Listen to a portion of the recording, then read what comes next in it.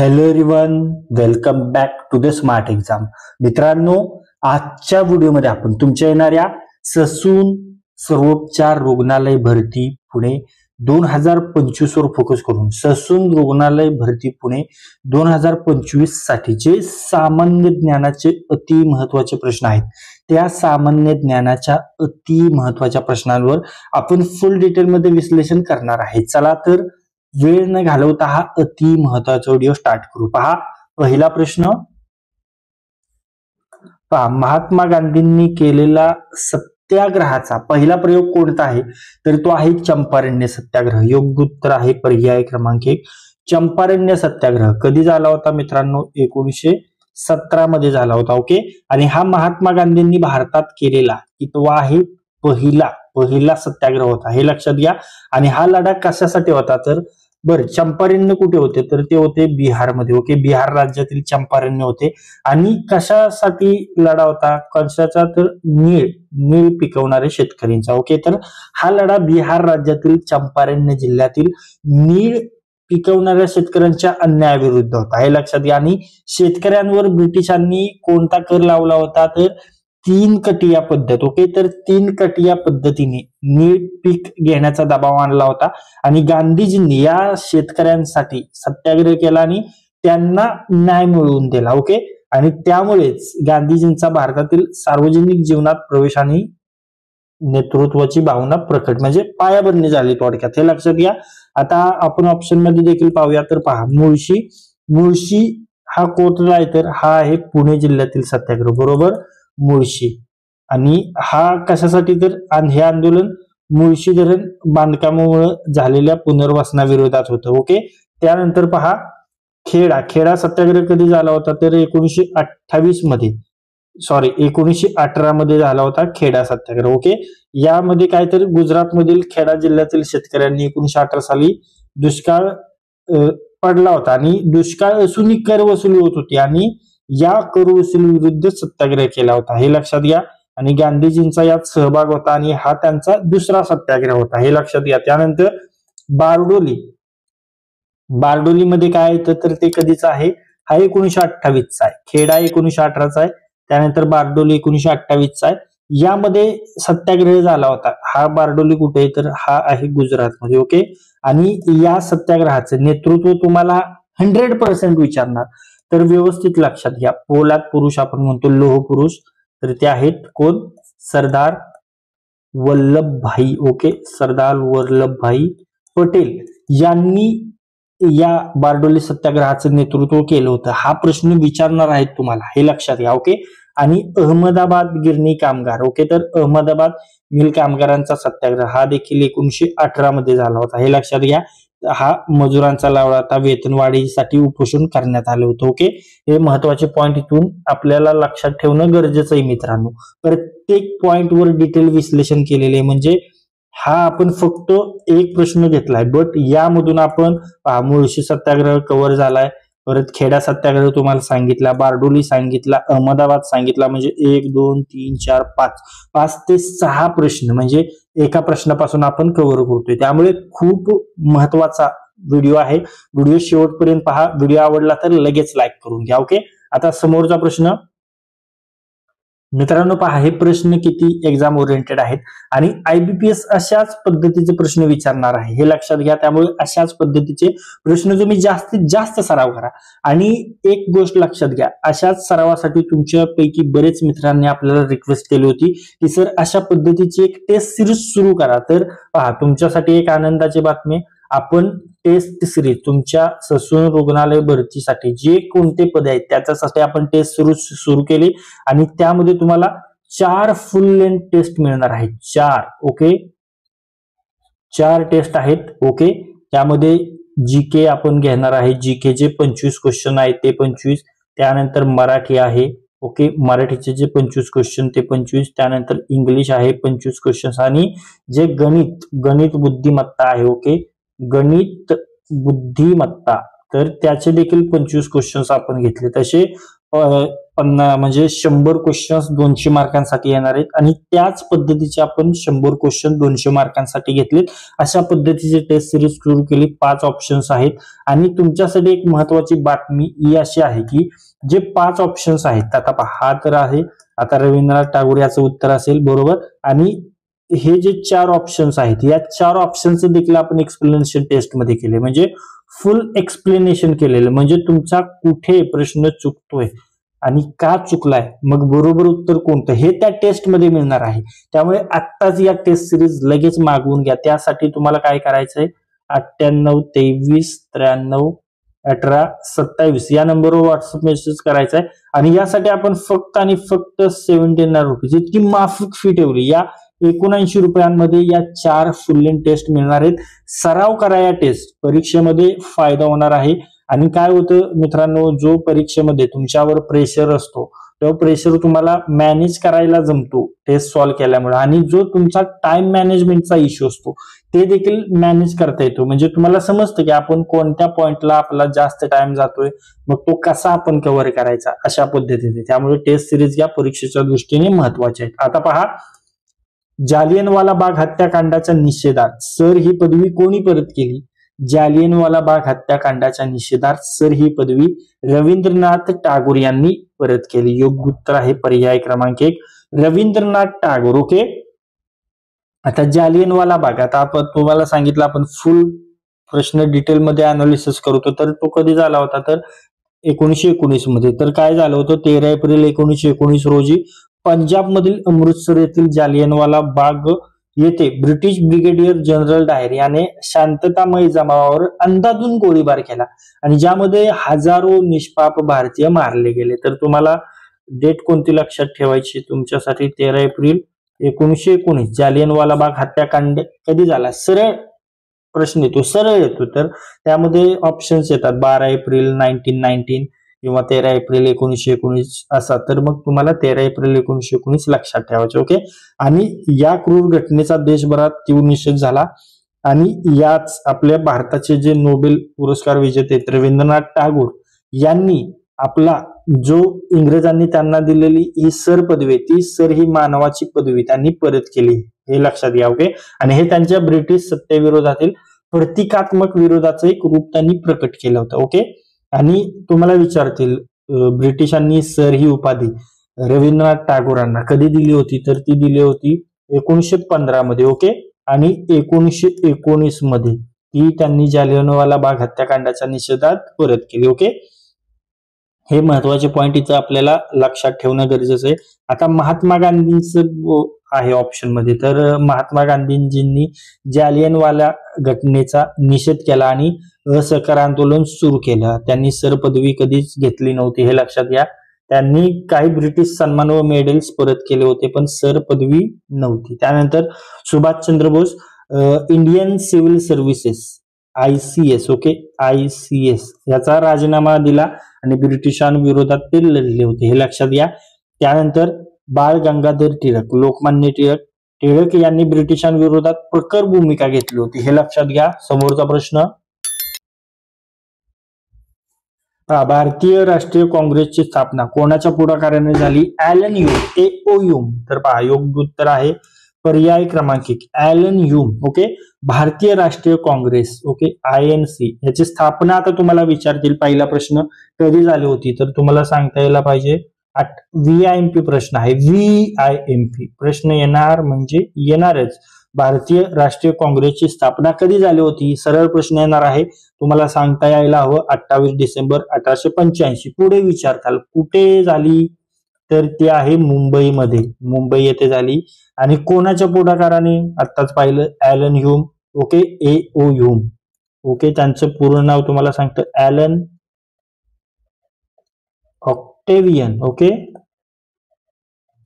Allen Octavian Hume या निवृत्त British ICS अधिकाऱ्याने पुढाकाराने झाली, हे इथे लक्षात ठेवणं गरजेचं आहे. आणि त्यांच्या प्रयत्नांमुळे विविध प्रांतातील जे बुद्धिजीवी नेते ते एकत्र आले आणि एक राष्ट्रीय राजकीय मंच उभा झाला. ओके, आणि पुढे जाऊन तुम्हाला विचारतील आता कधी झालं? 28 डिसेंबरला झाली. कुठे झाली? मुंबई झाली. कोणी केली? एओ यांनी केली. आता स्थापना केली, पण जे पहिलं अधिवेशन भरलं होतं त्याचे अध्यक्ष कोण होते? पहिल्या अधिवेशनाचे अध्यक्ष VIMP आहे वोमेश चंद्र. ओके, वोमेश चंद्र बॅनर्जी, हे लक्षात ठेवा नाव. वोमेश चंद्र बॅनर्जी हे पहिल्या अधिवेशनाचे अध्यक्ष होते.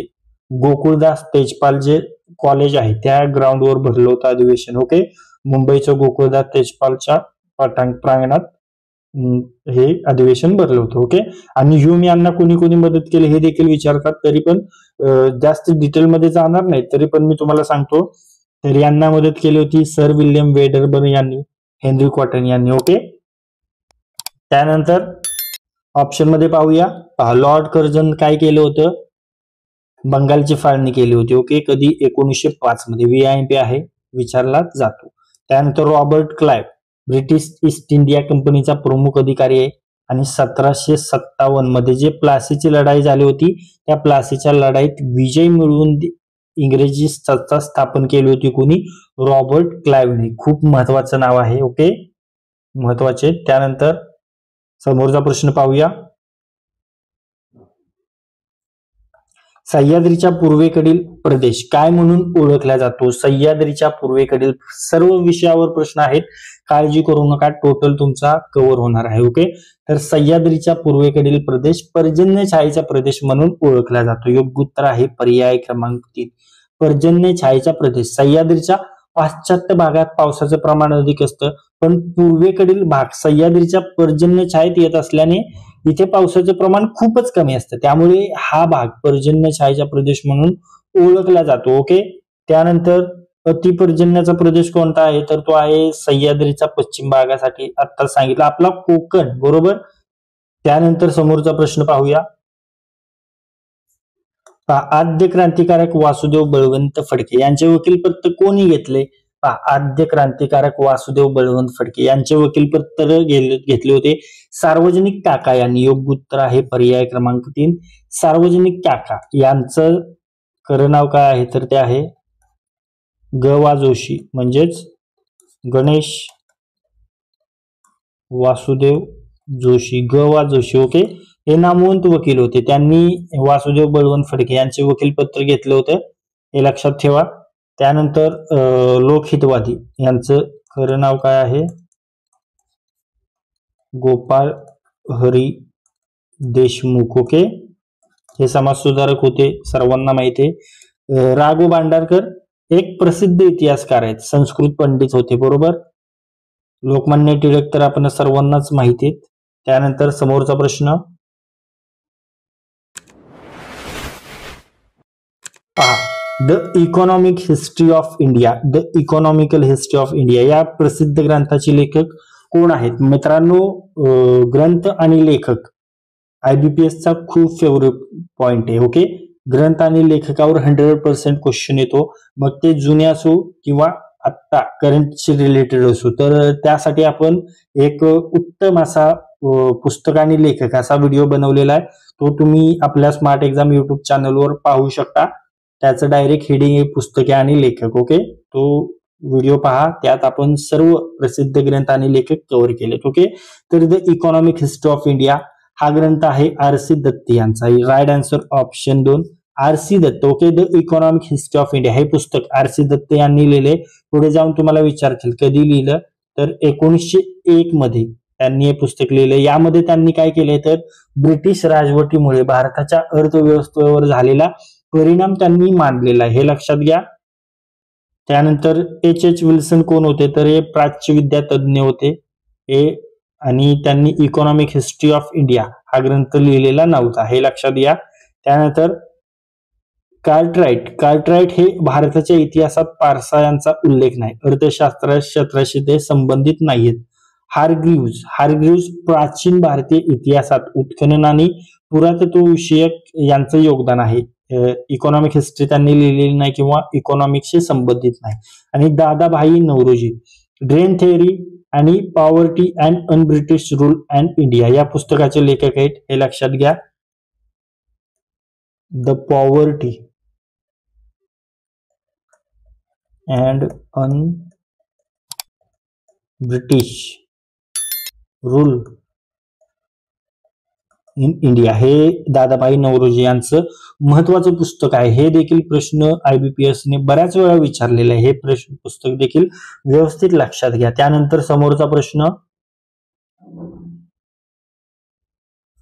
द प्रॉब्लेम ऑफ रुपी हा ग्रंथ कोणी लिहिला? द प्रॉब्लेम ऑफ रुपी हा ग्रंथ लिहिलेला आहे आपणा सर्वांना माहिती आहे भारतरत्न डॉक्टर बाबासाहेब आंबेडकर यांनी लिहिला. Right answer option 3 doctor Ambedkar. Okay, doctor Babasaheb Ambedkar यांचा the problem of the rupee its origin and its solution हा ग्रंथ कधी प्रकाशित झाला होता? 1923 मध्ये प्रकाशित झाला होता.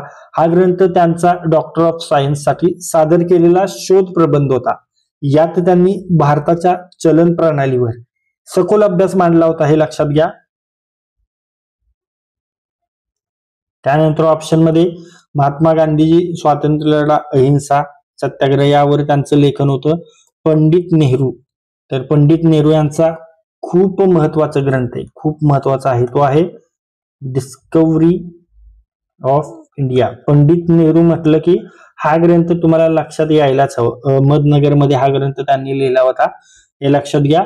जेलमध्ये होते भुईकोट किल्ल्यात, हे महत्वाचे पॉइंट आहेत. महर्षी कर्वे शिक्षण तज्ज्ञ व समाज सुधारक होते. स्त्री शिक्षणात मोठं योगदान आहे, आपल्या सर्वांना माहिती आहे. SNDT युनिव्हर्सिटी यांचीच आहे, सुरुवातीला यांनी स्थापन केली होती. कधी? 1916 मध्ये, हे लक्षात घ्या. त्यानंतर त्याचं नाव SNDT युनिव्हर्सिटी पडलं होतं. त्यानंतर JC किरप्पा तर गांधीवादी अर्थशास्त्रज्ञ होते. ओके, त्यानंतर समोरचा प्रश्न JC कुमारप्पा. समोरचा प्रश्न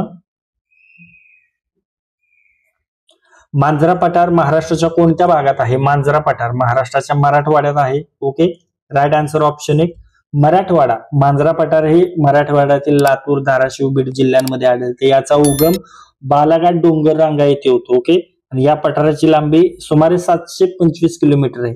बीड व लातूर जिल्ह्यांची सीमा बनवतं, हे देखील लक्षात ठेवा. त्यानंतर ऑप्शन मध्ये आहे पश्चिम महाराष्ट्र, सातारा, पुणे, कोल्हापूर भाग बरोबर. विदर्भामध्ये आहे नागपूर, अकोला, वर्धा बरोबर.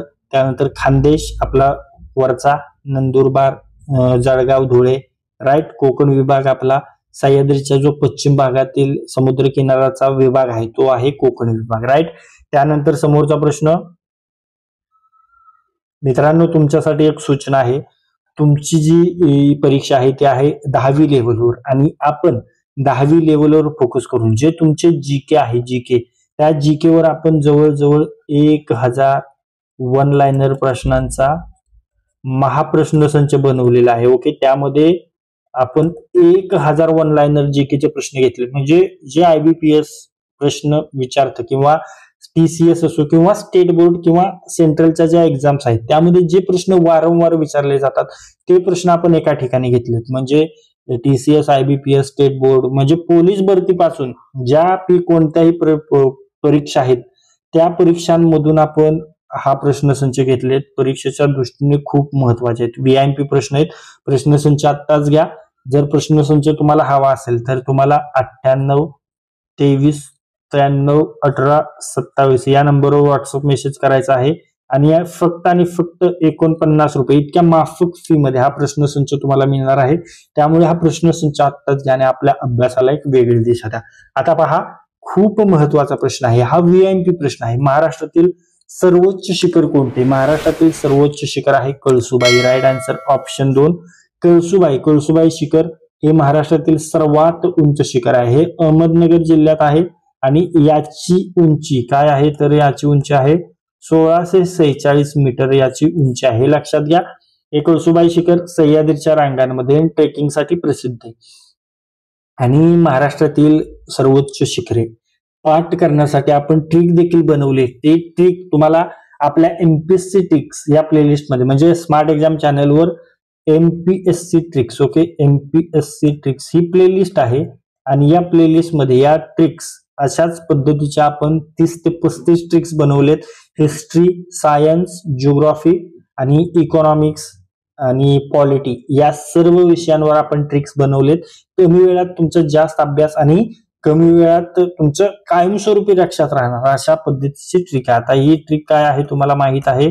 कसा मी हसतो, तर यावरून ती तुम्ही सर्वोच्च शिखरे लक्षात राहू शकतात तुमच्या. ओके. आता कळसुबाई आहे किती 1646 मीटर. ओके. त्यानंतर ऑप्शन मध्ये आहे चिखलदरा, हे कुठे आहे? हे आहे अमरावतीमध्ये. ओके. अमरावती जिल्ह्यातील हे थंड हवेचे ठिकाण आहे. 1118 मीटर जवळपास उंची आहे. पंचमढी आपल्या महाराष्ट्रात आहे का? तर ते आहे MP मध्ये. ओके. मध्य प्रदेशमध्ये आहे पंचमढी, हे लक्षात घ्या. त्यानंतर कांचनजंगा हे हिमालयातील उच्च शिखर आहे, सिक्कीम मध्ये आहे. ओके. कांचनजंगा. आणि साल्लेर किल्ला, सालेर किल्ला कुठे आहे? तर तो आहे नाशिक. ओके. नाशिक जिल्ह्यातील एक उंच किल्ला आहे. ओके. त्यानंतर समोरचा प्रश्न, छत्रपती शिवाजी महाराजांचे जन्मस्थान शिवनेरी पुणे जिल्ह्यातील कोणत्या तालुक्यात आहे? तर ते आहे जुन्नर. राईट. ऑप्शन क्रमांक 1 जुन्नर. शिवनेरी किल्ला हा पुणे जिल्ह्यातील जुन्नर तालुक्यात आहे. ओके. याच किल्ल्यावर छत्रपती शिवाजी महाराजांचा जन्म झाला होता. जुन्नरचं जुनं नाव कोणतं आहे? तर जीर्णनगर असं होतं. आणि शिवनेरी किल्ल्यावर शिवाई देवीचं मंदिर आहे आणि शिवाई देवीवरूनच शिवाजी हे नाव ठेवण्यात आलं, हे लक्षात घ्या. आणि जुन्नर हा पर्यटन तालुका म्हणून देखील प्रसिद्ध आहे. हे पॉइंट आपल्याला इथं लक्षात ठेवणं गरजेचं आहे. ओके. आता शिरूर, शिरूर हा शिरूर देखील पुणे जिल्ह्यातच आहे. बरोबर. मावळ, मावळ, सिंहगड, लोहगड यांसारखे किल्ले आहेत मावळ प्रांतात. पुरंदर, पुरंदर किल्ला देखील पुण्यामध्ये आहे. आणि इंदापूर, इंदापूर पुण्यातील एक तालुका आहे. भीमा नदी काठचा हा भाग आहे. समोरचा प्रश्न, खालीलपैकी कोणते अभयारण्य चंद्रपूर जिल्ह्यात आहे? कोणते अभयारण्य चंद्रपूर जिल्ह्यात आहे? तर ते आहे Tadoba Andhari. Right answer option 1 Tadoba Andhari व्याघ्र प्रकल्प हे महाराष्ट्रातील चंद्रपूर जिल्ह्यात आहे. हे राज्यातील सर्वात जुनं व्याघ्र प्रकल्प आहे, हे मित्र लक्षात ठेवा. आणि हा प्रकल्प 1995 साली 1995 साली व्याघ्र प्रकल्प म्हणून घोषित झाला होता. आणि हा महाराष्ट्रातील पहिला, ओके, महाराष्ट्रातील पहिला व्याघ्र प्रकल्प आहे, हे देखील लक्षात ठेवणं गरजेचं आहे. आता ऑप्शन मध्ये देखील आपण पाहूया. नागझिरा हा गोंदिया व भंडारा इथे नागझिरा हे अभयारण्य गोंदिया जिल्ह्यातील साकोली तालुक्यात आहे. ओके. बोर, बोर, नवीन बोर हे वर्धा जिल्ह्यात आहे. बोर व्याघ्र प्रकल्प आहे वर्धा जिल्ह्यात, लक्षात ठेवा. त्यानंतर गुगामळ, गुगामळ हे राष्ट्रीय उद्यान आहे. ओके. गुगामळ राष्ट्रीय उद्यान आहे. कुठे आहे? मेळघाट व्याघ्र प्रकल्पाचा भाग आहे. ओके. अमरावती जिल्ह्यातच आहे गुगामळ राष्ट्रीय उद्यान. ओके. त्यानंतर मेळघाट, मेळघाट आत्ताच तुम्हाला सांगितलं, मेळघाट देखील मेळघाट आहे ते देखील अमरावतीमध्ये आहे. मागे देखील तुम्हाला सांगितलं अमरावती जिल्ह्यात आहे मेळघाट व्याघ्र प्रकल्प. ओके. त्यानंतर समोरचा प्रश्न,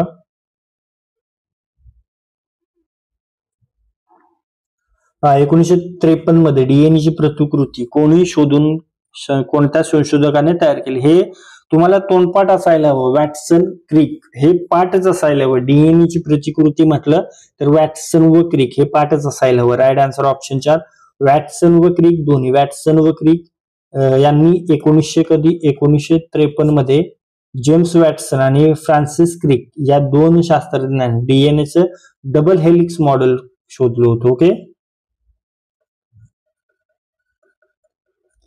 डबल हेलिक्स मॉडेल तयार केले. यासाठी त्यांना एक्स-रे डिफ्रॅक्शन डेटाचा उपयोग केला होता आणि त्यामुळे डीएनएची संरचना जगासमोर आणण्यात वॅटसन व क्रिक यांचं महत्वपूर्ण योगदान आहे. ओके. आता ऑप्शन मध्ये पहा, मिशर हे दोन तर पाहिले. मिशर काय? तर फ्रेडरिक मिशर यांनी 1869 मध्ये न्यूक्लिन नावाचा पदार्थ शोधून काढला होता. ओके. जो पुढे डीएनए म्हणून ओळखला गेला. समोरचा प्रश्न पाहूया.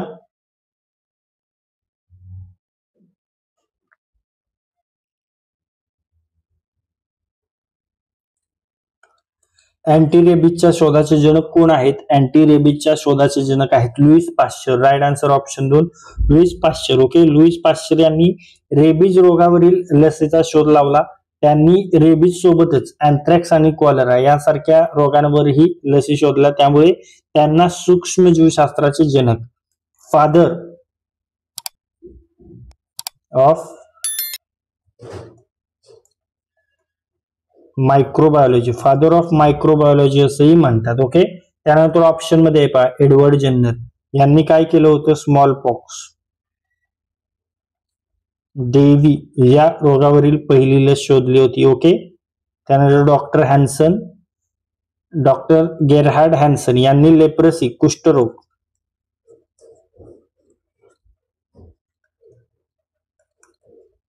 कुष्ठरोगाचा शोध लावला होता. ओके.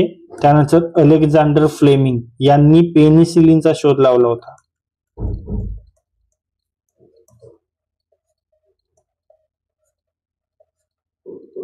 पेनिसिलिनचा शोध कोणी लावला? सरळ प्रश्न विचारतो, अलेक्झांडर फ्लेमिंग. ओके, हे लक्षात ठेवा. त्यानंतर रॉबर्ट कोच यांनी टीबी, ट्युबरकुलोसिस आणि कोलेरा या रोगांचा जीवाणू शोधले होते. ओके, तर हे महत्वाचे पॉइंट इथून आपल्याला माहित असणं आवश्यक आहे. त्यानंतर समोरचा प्रश्न पाहूया.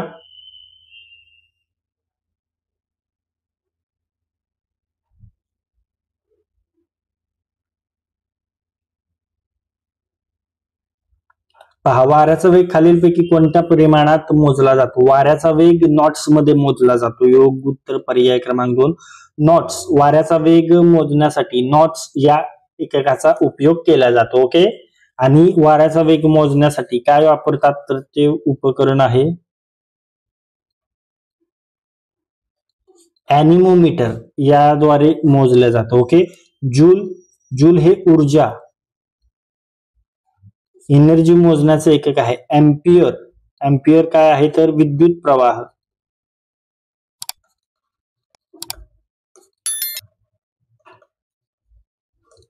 इलेक्ट्रिक करंट मोजण्याचं एकक आहे. बरोबर.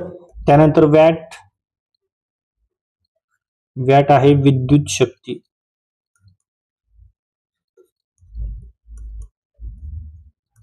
Electric power. ओके, आणि कुलूम हे काय आहे? तर कुलूम हे विद्युत आवेश, इलेक्ट्रिक चार्ज मोजण्यासाठी वापरले जातं. हे लक्षात ठेवणं गरजेचं आहे. त्यानंतर समोरचा प्रश्न. आता पहा, विद्युत प्रवाह मोजण्याचं एकक आत्ताच तुम्हाला सांगितलं काय आहे. चला आन्सर कमेंट करा. विद्युत प्रवाह मोजण्याचं एकक कोणतं आहे? आन्सर लगेच कमेंट करून सांगा. तर ते आहे एम्पियर. बरोबर, राईट आन्सर ऑप्शन 4. एम्पियर हे विद्युत प्रवाह मोजण्यासाठी वापरले जाणारे एसआय एकक आहे. ओके. त्यानंतर अँगस्ट्रॉम हे अतिसूक्ष्म लांबीचे एकक आहे. उदाहरणार्थ अणूंचा आकार मोजायचा असेल तर अँगस्ट्रॉम वापरलं जातं. ओहम विद्युत रोध,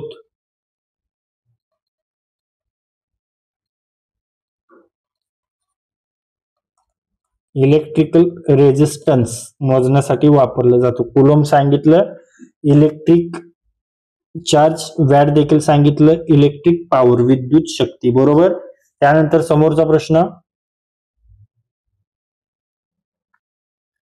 पहा, बटाटे, कांदे यासारख्या भाज्यांना कोंब येऊ नये म्हणून कोणत्या किरणांचा मारा करतात? तर ते आहे गॅमा किरणे. राईट आन्सर ऑप्शन 3 गॅमा किरणे. बटाटे, कांदे यांना साठवताना कोंब येऊ नये म्हणून त्यांच्यावर गॅमा किरणांचा मारा करतात. गॅमा रेजचा मारा केला जातो. गॅमा किरणे हे अतिशय उच्च ऊर्जा असलेले विद्युत चुंबकीय किरण आहेत. यामुळे भाज्यांमधील पेशींची वाढ थांबते आणि कोंब येण्याची प्रक्रिया रोखली जाते. आणि गॅमा किरणांचा वापर निर्जंतुकीकरण व कॅन्सर उपचारात देखील होतो. आणि गॅमा किरणांचा वेग प्रकाशाच्या वेगा इतका असतो, हे देखील लक्षात ठेवणं गरजेचं आहे. त्यानंतर अल्फा किरणे म्हणजे हेलियमचे गाभे असतात, हे लक्षात घ्या. ओके. त्यानंतर बीटा किरणे म्हणजे इलेक्ट्रॉन किंवा पॉझिट्रॉन उत्सर्जन असतं. ओके. एक्स किरणांचा वापर मुख्यतः वैद्यकीय चाचण्या करण्यासाठी होतो. बरोबर, आपण सर्वांनाच हे माहित आहे. त्यानंतर समोरचा प्रश्न.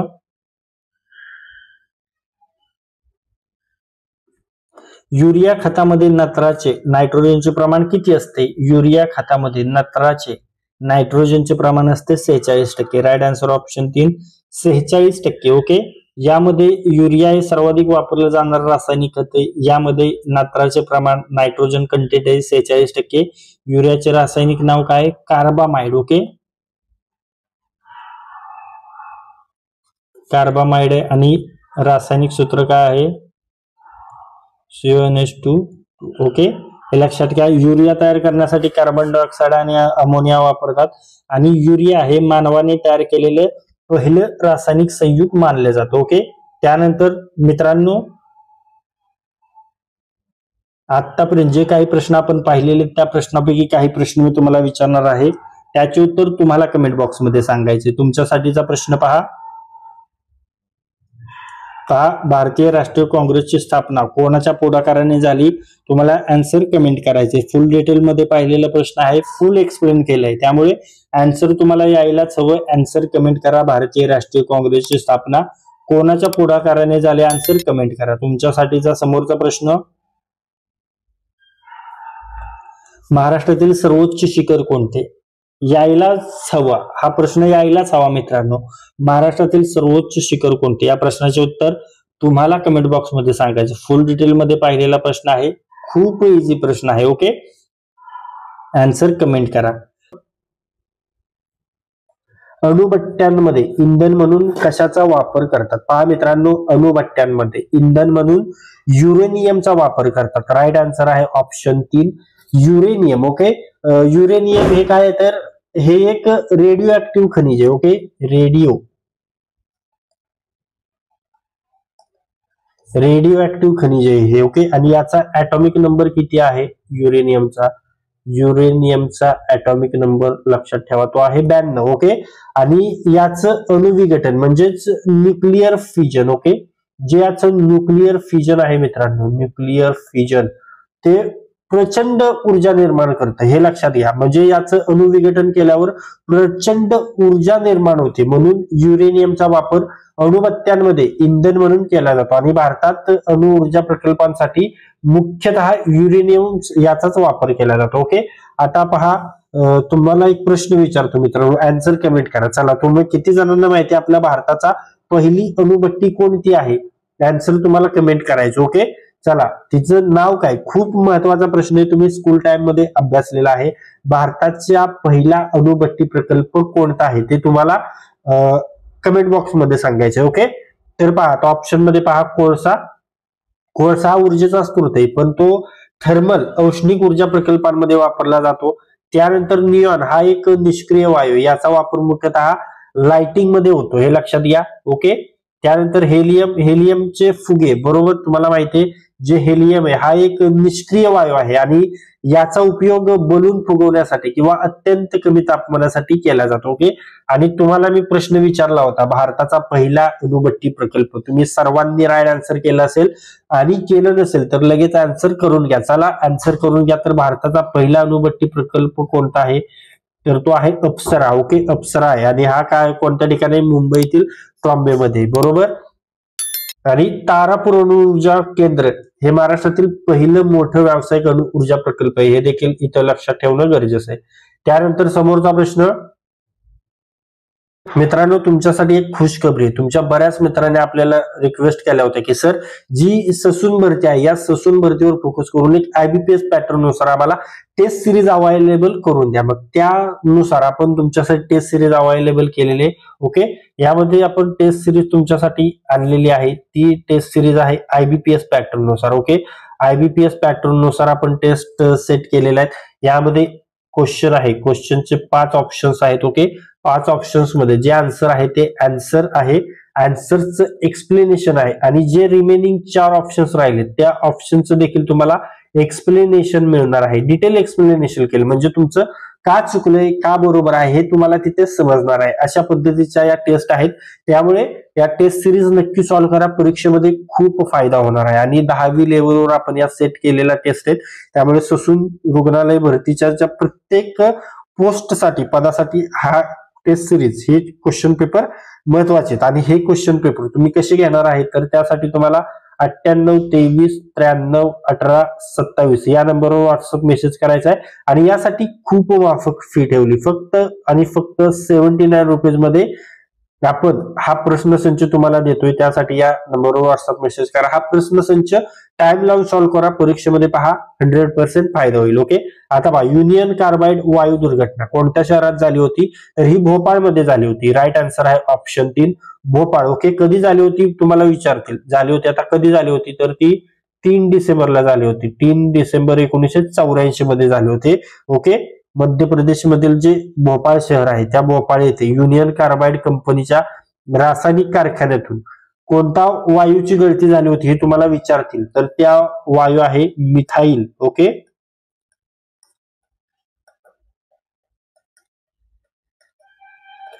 मिथाईल आयसोसायनेट हे आता मेडिकलशी संबंधित आहे, त्यामुळं तुमच्या भरतीसाठी हा क्वेश्चन येण्याचे चान्सेस आहेत, कारण इथे भरपूर दुर्घटना, जगातील सर्वात मोठी दुर्घटना हे लक्षात घ्यावा. यामुळे लाखो लोक प्रभावित झाले आणि अनेकांचा मृत्यू झाला होता, त्यामुळे हा प्रश्न आपण घेतलाय. आणि कोणता वायू गळती झाली होती? मिथाईल आयसोसायनेट, हे लक्षात ठेवणं गरजेचं आहे. ओके.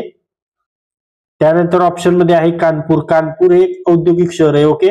त्यानंतर अलाहाबाद. अलाहाबादचं नवीन नाव काय आहे? कोण सांगू शकेल अलाहाबादचं नवीन नाव? चला, कोण कमेंट करणार? अलाहाबादचं नवीन नाव कमेंट करून सांगा फटाफट. अलाहाबादचं नवीन नाव कमेंट करून सांगा. तर ते आहे प्रयागराज. ओके. त्यानंतर हा धार्मिक व ऐतिहासिक महत्वाचं शहर आहे प्रयागराज. ओके. त्यानंतर गोरखपूर. गोरखपूर मुख्यतः मेडिकल कॉलेज यासाठी प्रसिद्ध आहे. आणि लखनौ कोणत्या राज्याची राजधानी आहे? लखनौ कोणत्या राज्याची राजधानी आहे? तर ती आहे उत्तर प्रदेश. ओके. उत्तर प्रदेशची राजधानी कोणती आहे? तर ती आहे लखनौ. बरोबर. त्यानंतर समोरचा प्रश्न पाहूया. ग्रीन हाऊस इफेक्ट कशाशी संबंधित आहे? ग्रीन हाऊस इफेक्ट हे वातावरणातील बदलाशी संबंधित आहे. योग्य उत्तर आहे पर्याय क्रमांक 3, वातावरणातील बदल.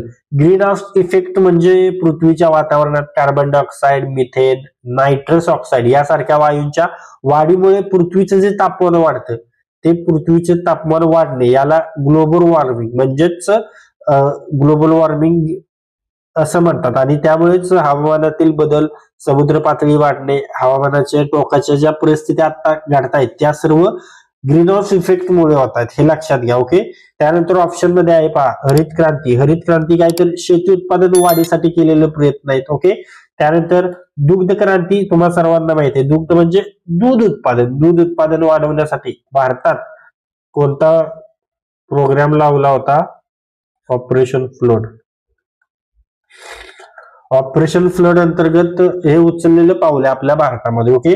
त्यानंतर मानवी आजार. हवामान बदलामुळे अप्रत्यक्ष परिणाम होऊ शकतो. जल प्रदूषण, पाण्यातील प्रदूषण आहे. ओके. जल प्रदूषण. त्यानंतर समोरचा प्रश्न,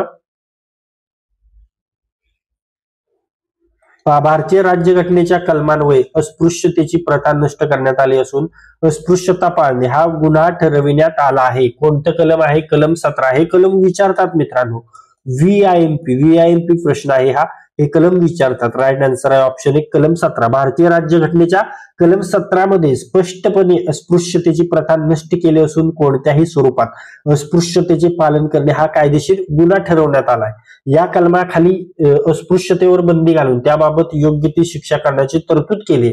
यामध्ये काय तर अनुसूचित जाती व जमातीच्या लोकांवर होणाऱ्या भेदभावाचे उच्चाटन करण्यासाठी हे कलम अत्यंत महत्वाचं ठरतं. ओके. हे लक्षात घ्या. त्यानंतर समोरचा प्रश्न, भारताचे राष्ट्रपती श्रीमती द्रौपदी मुर्मू कोणत्या राज्यातील आहेत? हा देखील व्हीआयएमपी प्रश्न आहे मित्रांनो. व्हीआयएमपी अशाच पद्धतीचे प्रश्न येतात आणि हा प्रश्न तुमच्या परीक्षेमध्ये 100% दिसणार आहे. चला, भारताचे राष्ट्रपती श्रीमती द्रौपदी मुर्मू कोणत्या राज्यातील आहेत? त्यात ओडिसाच्या. ओके. राईट आन्सर आहे ऑप्शन 1 ओडिसा. ओके. द्रौपदी मुर्मू या भारताचे कितव्या राष्ट्रपती आहेत? तर ते आहेत 15व्या राष्ट्रपती. ओके. ते आदिवासी जमातीमधून येणाऱ्या पहिल्या महिला राष्ट्रपती आहेत. त्यांचा जन्म ओडिसा राज्यातील जो मयूरभंज डिस्ट्रिक्ट आहे,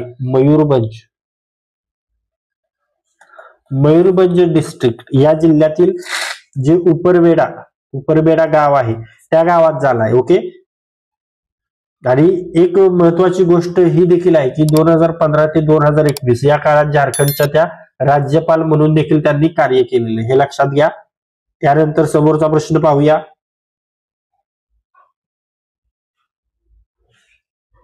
भारतीय संसदेवर हल्ला कधी झाला होता? भारतीय संसदेवर हल्ला झाला होता 13 डिसेंबर 2001 ला. Right answer option 2 13 December 2001 13 December 2001 हा भारताच्या इतिहासातील एक अत्यंत दुर्दैवी दिवस आहे.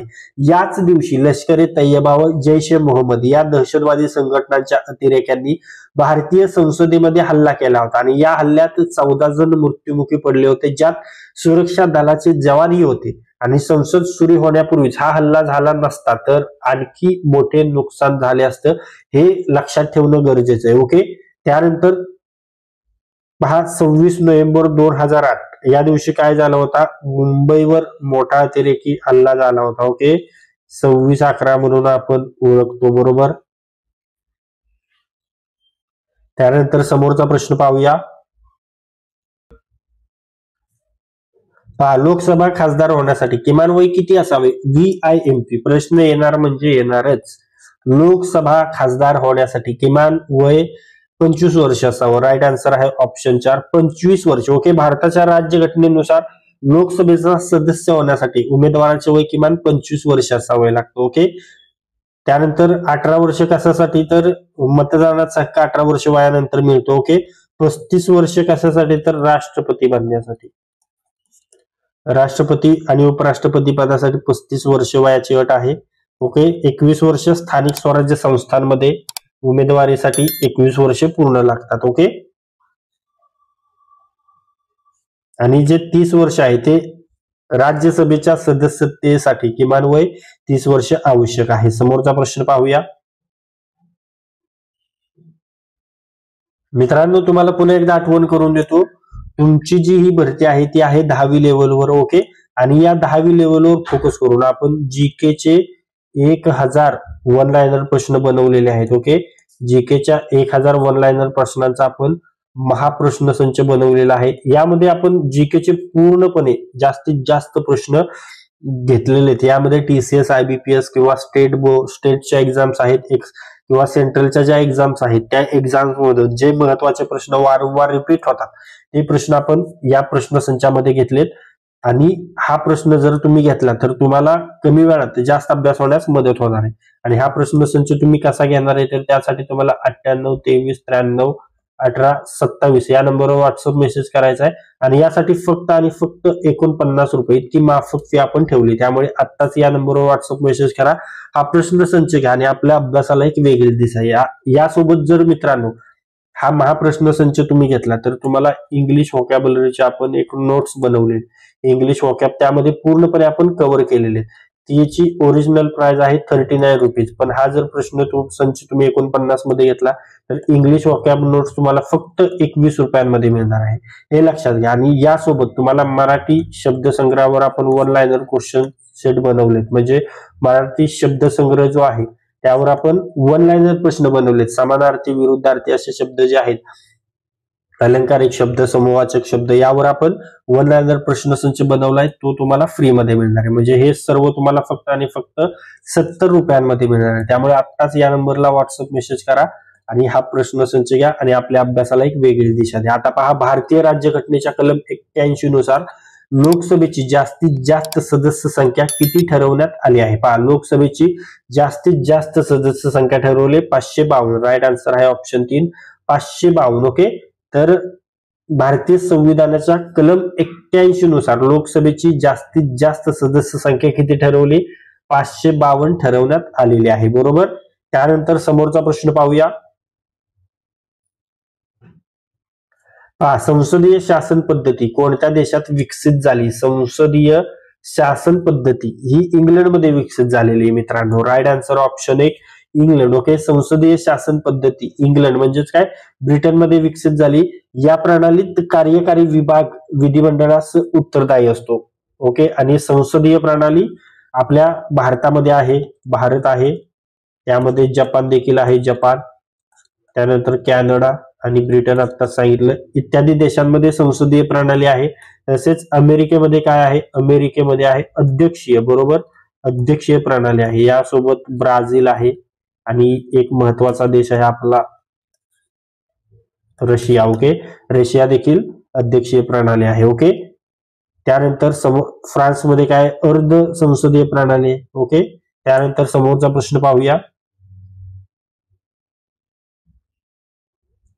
भारतातील राष्ट्रीय आणीबाणीचा कालावधी कोणता होता? भारतातील राष्ट्रीय आणीबाणीचा कालावधी हा देखील महत्वाचा प्रश्न आहे. तर तो होता 1975 ते 1977. राईट आन्सर ऑप्शन 1 1975 ते 1977. कधी आणीबाणी जाहीर झाली होती आपल्या भारतात? तर ती झाली होती 25 जून. ओके, 25 जून 1975 रोजी आणीबाणी जाहीर झाली होती. व कधीपर्यंत होती ती? 21 मार्च. ओके, 21 मार्च 1977 पर्यंत ती होती आणि 21 मार्च 1977 रोजी ती संपली. आणि ही आणीबाणी कशामुळे जाहीर झाली होती? तर अंतर्गत अशांततेमुळे जाहीर करण्यात आली होती. ओके, त्यानंतर समोरचा प्रश्न पाहूया.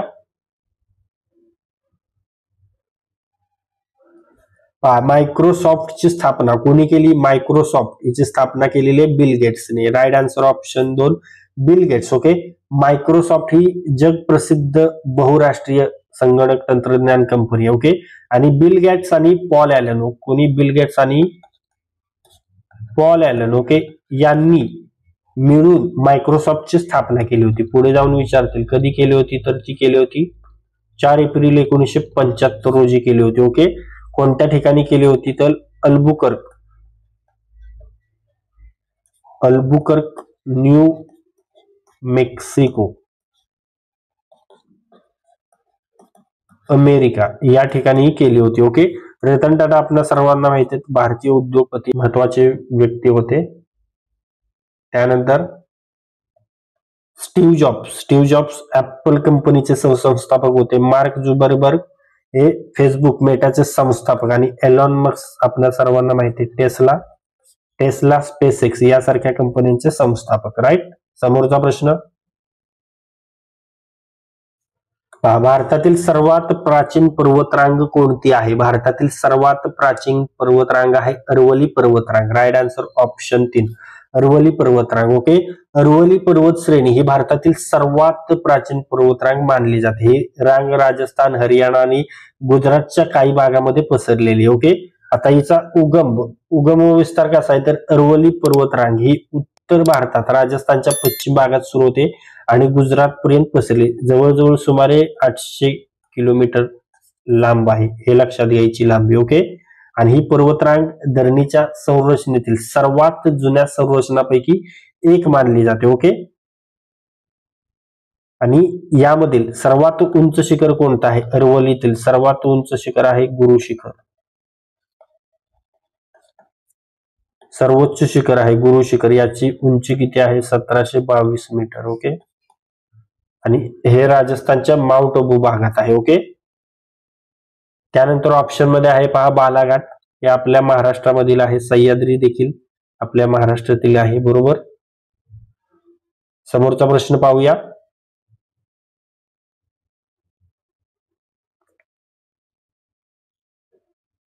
कोणत्या घटना दुरुस्तीनुसार मूलभूत कर्तव्यांचा समावेश भारतीय राज्यघटनेत करण्यात आला? ओके, कोणत्या घटना दुरुस्तीनुसार मूलभूत कर्तव्यांचा समावेश आपल्या भारतीय राज्यघटनेत करण्यात आला? तर ती घटना दुरुस्ती आहे 42वी घटना दुरुस्ती. राईट आन्सर ऑप्शन 3 42वी घटना दुरुस्ती. ओके, भारतीय राज्यघटनेत 42वी घटना दुरुस्ती अत्यंत महत्वाची मानली जाते. आता ही कधीची आहे मित्रांनो? तर ती आहे 1976 ची. ओके, या दुरुस्तीद्वारे मूलभूत कर्तव्य म्हणजेच काय?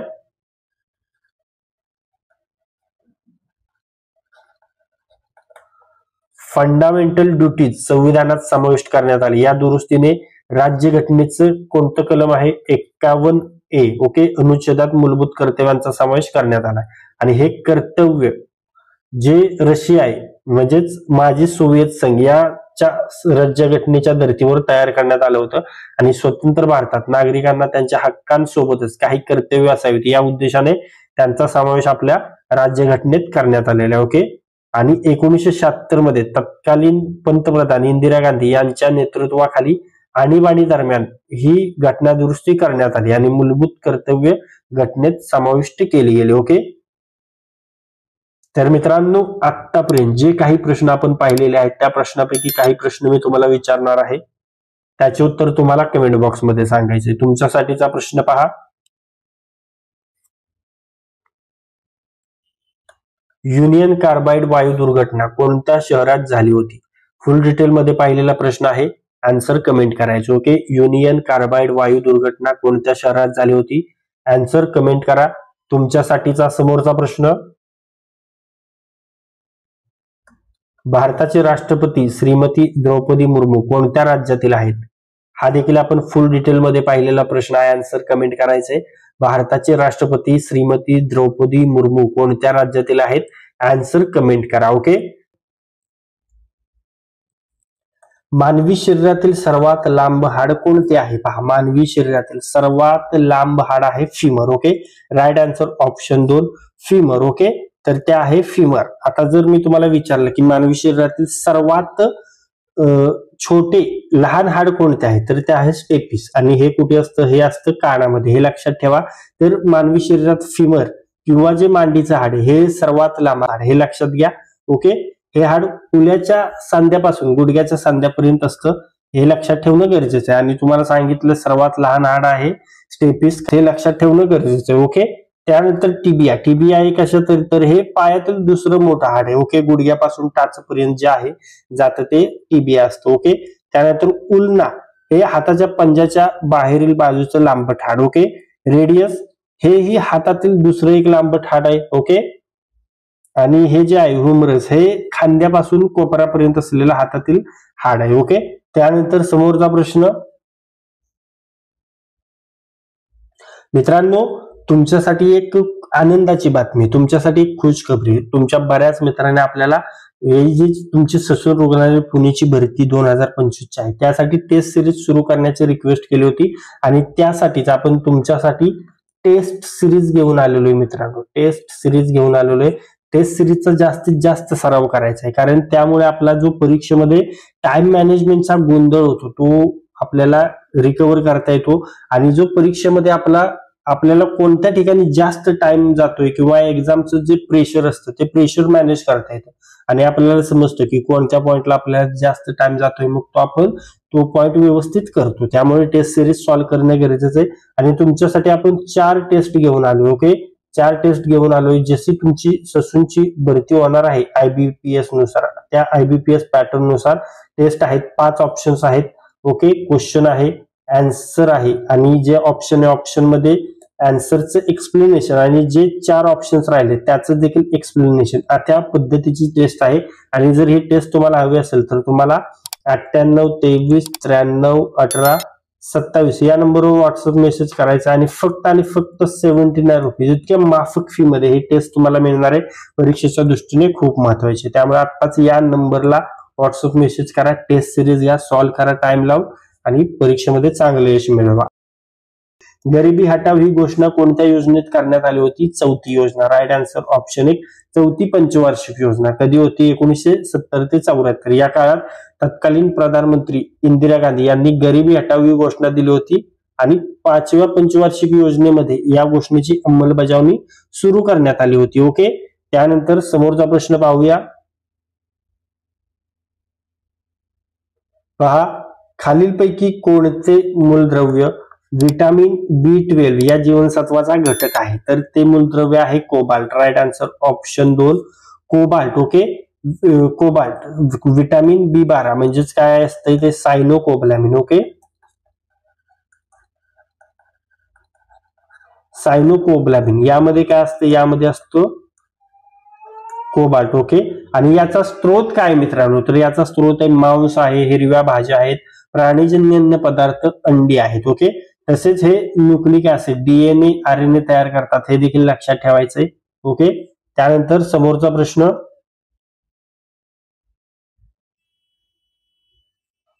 मतदारांच्या बोटावर लावण्यात येणाऱ्या शाईमध्ये कोणता पदार्थ वापरला जातो? मतदारांच्या बोटावर लावण्यात येणाऱ्या शाईमध्ये सिल्वर नायट्रेट हा पदार्थ वापरला जातो. Right answer option 3 silver nitrate. Silver nitrate एक रासायनिक संयुग आहे जे मतदारांच्या बोटावर ठेवण्यासाठी वापरले जाते. याचा मुख्य उपयोग मतदान प्रक्रियेमध्ये मतदारांच्या ओळख सत्यापित करण्यासाठी केला जातो. आणि याचं रासायनिक सूत्र काय आहे?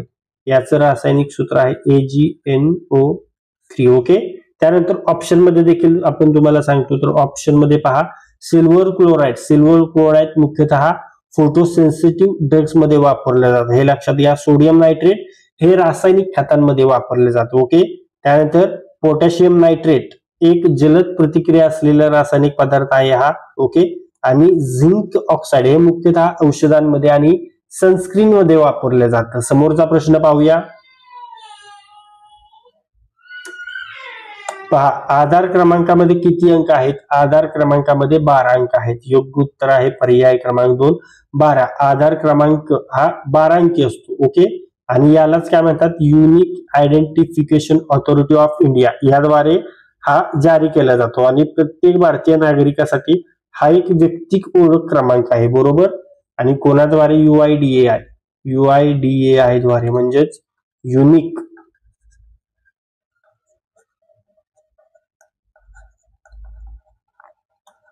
आयडेंटिफिकेशन ऑथॉरिटी ऑफ इंडियाद्वारे जारी केला जातो. बरोबर. त्यानंतर समोरचा प्रश्न पाहूया. 1 ग्रॅम प्रथिनांमधून डॅश डॅश ऊर्जा मिळते. 1 ग्रॅम प्रथिनांमधून 4 किलो कॅलरी ऊर्जा मिळते. Right answer option 4. 4 kilo calorie. प्रथिने हे अमिनो आम्लाची बहुवार्यिके आहेत. प्रथिनांमध्ये प्रामुख्याने कार्बन, ऑक्सिजन, नायट्रोजन तसे आढळतात. ओके. आणि नायट्रोजनचे प्रमाण 16% असतं. ओके. हे लक्षात ठेवणं गरजेचं आहे. आणि शरीराच्या वजनाच्या 20% वजन कशाचं असतं? हे प्रथिनांचं असतं. आणि निसर्गात 500हून अधिक अमिनो आम्ल सापडतात. यापैकी 24 मानवी शरीरासाठी आवश्यक, 15ची निर्मिती मानवी शरीर करते, तर 9 निसर्गातून मिळवावे लागतात. हे लक्षात घ्या. आणि त्यांना काय म्हणतात? त्यांना अत्यावश्यक आम्ल म्हणतात. ओके. आणि याचं मेन काय आहे तर काम प्रथिनांचं, तर ते शरीर बांधणे हे विचारलं जातं. हे लक्षात ठेवा. त्यानंतर समोरचा प्रश्न. घरातील सर्व विद्युत उपकरणे कोणत्या प्रकारच्या जोडणीने दाखवतात? तर ती समांतर जोडणी. राईट आन्सर ऑप्शन 2 समांतर जोडणी. घरगुती उपकरणांमध्ये समांतर जोडणी वापरली जाते कारण प्रत्येक उपकरणाला समान व्होल्टेज मिळते आणि एक उपकरण बंद झाले तरी इतर उपकरणे कार्य करतात. हे लक्षात ठेवणं गरजेचं आहे. आणि समांतर जोडणीचे फायदे काय आहेत तर विद्युत रोध कमी होतो, प्रत्येक उपकरणाला स्वतंत्र वीज प्रवाह मिळतो आणि उपकरणांची कार्यक्षमता देखील टिकून राहते. ओके. आणि एकसर जोडणीत एक उपकरण बंद झाले या एकसर जोडणीत तर सगळे उपकरण बंद होतात. आणि जे समांतर जोडणी तर घरातील सर्व उपकरणे समांतर जोडलेले असतात. ओके. समोरचा प्रश्न पाहूया. तर मित्रांनो, तुमच्यासाठी एक सूचना आहे. तुमची जी ही परीक्षा आहे ती आहे 10वी लेवलवर. बरोबर. आणि तुमच्या या 10वी लेवलवर फोकस करून आपण तुमच्यासाठी एक जीकेचा 1000 वन लाइनर प्रश्नांचा महाप्रश्नसंच घेऊन आलोय मित्रांनो. यामध्ये तुमचे जे IBPS, PCS तसेच स्टेट बोर्ड तसेच ज्या सेंट्रलच्या एक्झाम्स आहेत त्या परीक्षांमध्ये जे प्रश्न वारंवार विचारण्यात आलेले ते प्रश्न आपण या महाप्रश्न संचामध्ये वन लाइनर स्वरूपात घेतलेले. त्यामुळे तुमच्या येणाऱ्या परीक्षेमध्ये या जो प्रश्न आहे या प्रश्न संचामधील बरेच प्रश्न तुम्हाला दिसणार आहेत. त्यामुळे हा प्रश्न संच तुम्हाला घ्यायचा आहे आणि त्याचा तुम्हाला जास्तीत जास्त सराव करायचा. आणि तो तुम्हाला कसा मिळणार आहे त्यासाठी तुम्हाला 98 23 93 18 27 या नंबरवर व्हॉट्सअप मेसेज करायचा आणि फक्त 49 रुपये इतक्या माफक फी मध्ये हा प्रश्न संच तुम्हाला मिळणार आहे. हे लक्षात घ्या. आणि हा जर प्रश्न संच तुम्ही घेतला तर तुम्हाला आपण जी इंग्लिश व्होकॅब्युलरीची जी नोट्स आपण बनवलेली आहे ती नोट्स तुम्हाला फक्त 21 रुपयांमध्ये मिळणार आहे. ओके.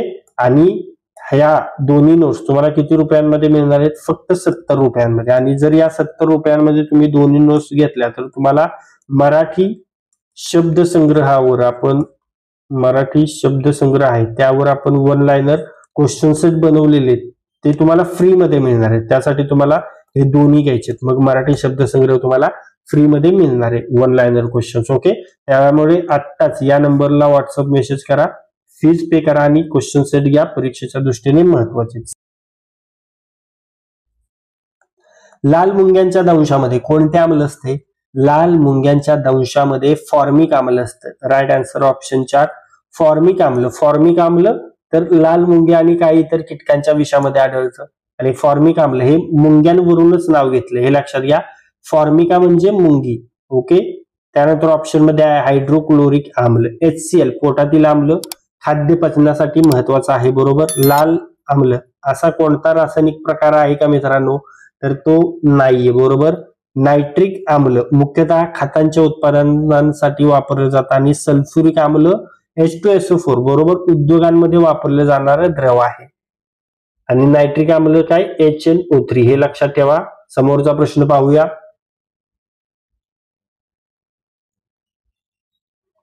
पहा खालीलपैकी कोणता पिष्टमय पदार्थ डायसॅकराइड आहे. डायसॅकराइड आहे पिष्टमय पदार्थ, तर तो आहे sucrose. Right answer option 3 sucrose. Okay, समोरचा प्रश्न पाहूया. कच्ची फळे पिकवण्यासाठी कोणता गॅस वापरतात. कच्ची फळे पिकवण्यासाठी इथिलीन वापरतात. योग्य उत्तर आहे पर्याय क्रमांक 1 इथिलीन. इथिलीन हा एक नैसर्गिक वनस्पती हार्मोन आहे मित्रांनो, जो फळांची पक्वता रायपनिंग वाढवतो. तसेच औद्योगिक आणि कृषी क्षेत्रात कच्ची फळे जसे की कोणती असतात, केळी असतं, बरोबर आहे, तसेच टोमॅटो असतं, अशा फळांना पिकवण्यासाठी इथिलीन गॅसचा वापर केला जातो. ओके, आणि इथिलीनच्या नियंत्रित प्रमाणाने फळे नैसर्गिकरित्या व सुरक्षित पिकवली जातात, हे लक्षात ठेवणं गरजेचं आहे. आता ऑप्शन मध्ये पहा, ब्युटेन मुख्यतः इंधन म्हणून वापरला जातो. ब्युटेन बरोबर. इथेन याचा वापर प्रामुख्याने इथिलीन आणि प्लास्टिक तयार करण्यासाठी होतो. ओके, मिथेन हा एक नैसर्गिक वायू आहे मित्रांनो, इंधन म्हणून वापरला जातो. आणि प्रोपेन काय आहे, तर प्रोपेन LPG गॅस म्हणून वापरला जातो. ओके, समोरचा प्रश्न पाहूया. डॅश या दिवसापासून रिझर्व्ह बँक ऑफ इंडिया ही सरकारची बँक म्हणून काम पाहत आहे, तर ती कधीपासून 1 April 1935. Right answer option 1 April 1935. Reserve bank of इंडियाची स्थापना 1 एप्रिल 1935 रोजी झाली होती. आणि कोणत्या समितीच्या शिफारशीनुसार हे विचारतात तुम्हाला, हे लक्षात घ्या. कोणती समितीच्या शिफारशीनुसार रिझर्व्ह बँक ऑफ इंडियाची स्थापना झाली होती, तर ती समिती आहे यंग हिल्टन समिती. ओके, आणि स्थापना झाल्यापासून RBI भारतातील केंद्रीय बँक म्हणून काम पाहते आणि सुरुवातीला ती स्वतंत्र रीतीने कार्यरत होती, पण ती भारत सरकारची बँक म्हणून देखील कार्यरत होती. ओके, जसं की सरकारसाठी बँकिंग सेवा पुरवणे अशा पद्धतीची ती बँक. ओके, आणि 1947 नंतर स्वातंत्र्यानंतर RBI ने भारत सरकारची अधिकृत बँक म्हणून भूमिका बजावत आणि निभावलेली आतापर्यंत. आणि 1 जानेवारी 1949 ला तिचं पूर्ण राष्ट्रीयकरण झाले, हे लक्षात घ्या. आणि 1935 पासूनच RBI सरकारची बँक म्हणून काम पाहत होती, पण राष्ट्रीयकृत बँक म्हणून कधी झाली, ती 1949. हे पॉइंट इथं लक्षात ठेवणं गरजेचं आहे. ओके, समोरचा प्रश्न पाहूया.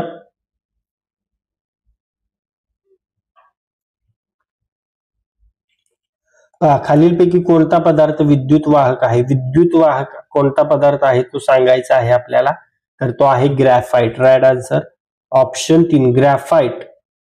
ओके, ज्या पदार्थाचा विद्युत रोध कमी असतो ते विद्युत वाहक असतात, कंडक्टर्स असतात. यामध्ये सोनं येतं, चांदी येते, तांबी, अल्युमिनियम आणि ग्रॅफाइट. आणि ग्रॅफाइट का महत्वाचा आहे मित्रांनो, तर ग्रॅफाइट हा एक काय आहे, ग्रॅफाइट हा एक अधातू आहे आणि त्यामुळे हा लक्षात ठेवणं गरजेचं. आणि तो अधातू असूनही विजेचा उत्कृष्ट वाहक आहे म्हणून महत्वाचा आहे. दुर्वाहक मध्ये माहितीच आहे, रबर आहे, काच आहे, चिनी माती, लाकूड हे इन्सुलेटर्स आहेत, दुर्वाहक आहेत. ओके, समोरचा प्रश्न पाहूया.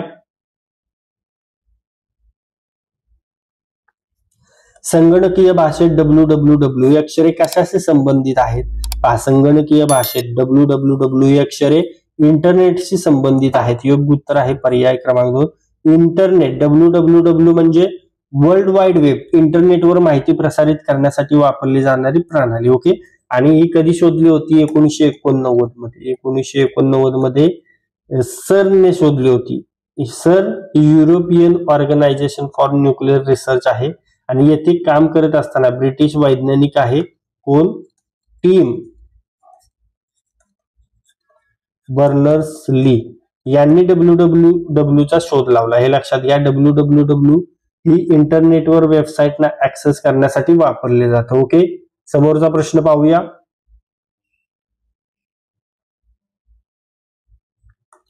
पीएच मापन श्रेणीत सामान्यपणे पाण्याचे मूल्य किती असते? पीएच मापन श्रेणीत सामान्यपणे पाण्याचे मूल्य असतं 7. योग्य उत्तर आहे पर्याय क्रमांक 4 7. पीएच ही एखाद्या द्रावणातील हायड्रोजन आयनांची तीव्रता दर्शवते. एकत्रित असतं 0 ते 14 पर्यंत मापन केलेलं असतं आणि शुद्ध पाण्याचा पीएच किती असतो? 7 असतो, जो न्यूट्रल स्वरूपाचा असतो. हे लक्षात घ्या. समोरचा प्रश्न पाहूया. हवेमधील कार्बन डायऑक्साईडचे प्रमाण किती असते? हवेमधील कार्बन डायऑक्साईडचे प्रमाण असते 0.03%. राईट आन्सर आहे ऑप्शन 1 0.03%. ओके.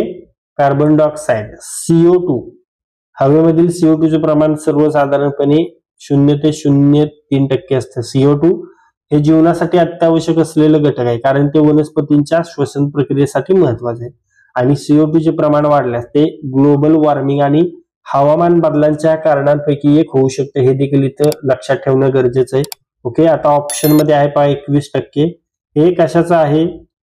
तर हे O2 ऑक्सिजनचं प्रमाण आहे. ओके. समोरचा प्रश्न पाहूया.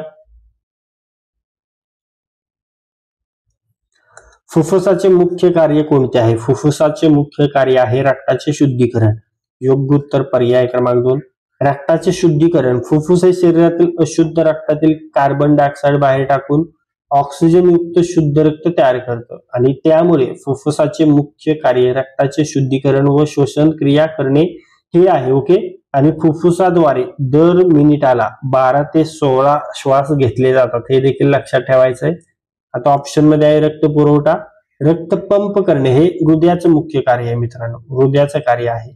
पचन क्रियेस मदत, तर अन्नाचं पचन आतड्यांमध्ये होतं. हे लक्षात घ्या. आतड्यांचं कार्य आहे हे. त्यानंतर पचन झालेले अन्न साठवणे. पचन झालेले अन्न साठवणे कशाचं? जठराचं कार्य आहे.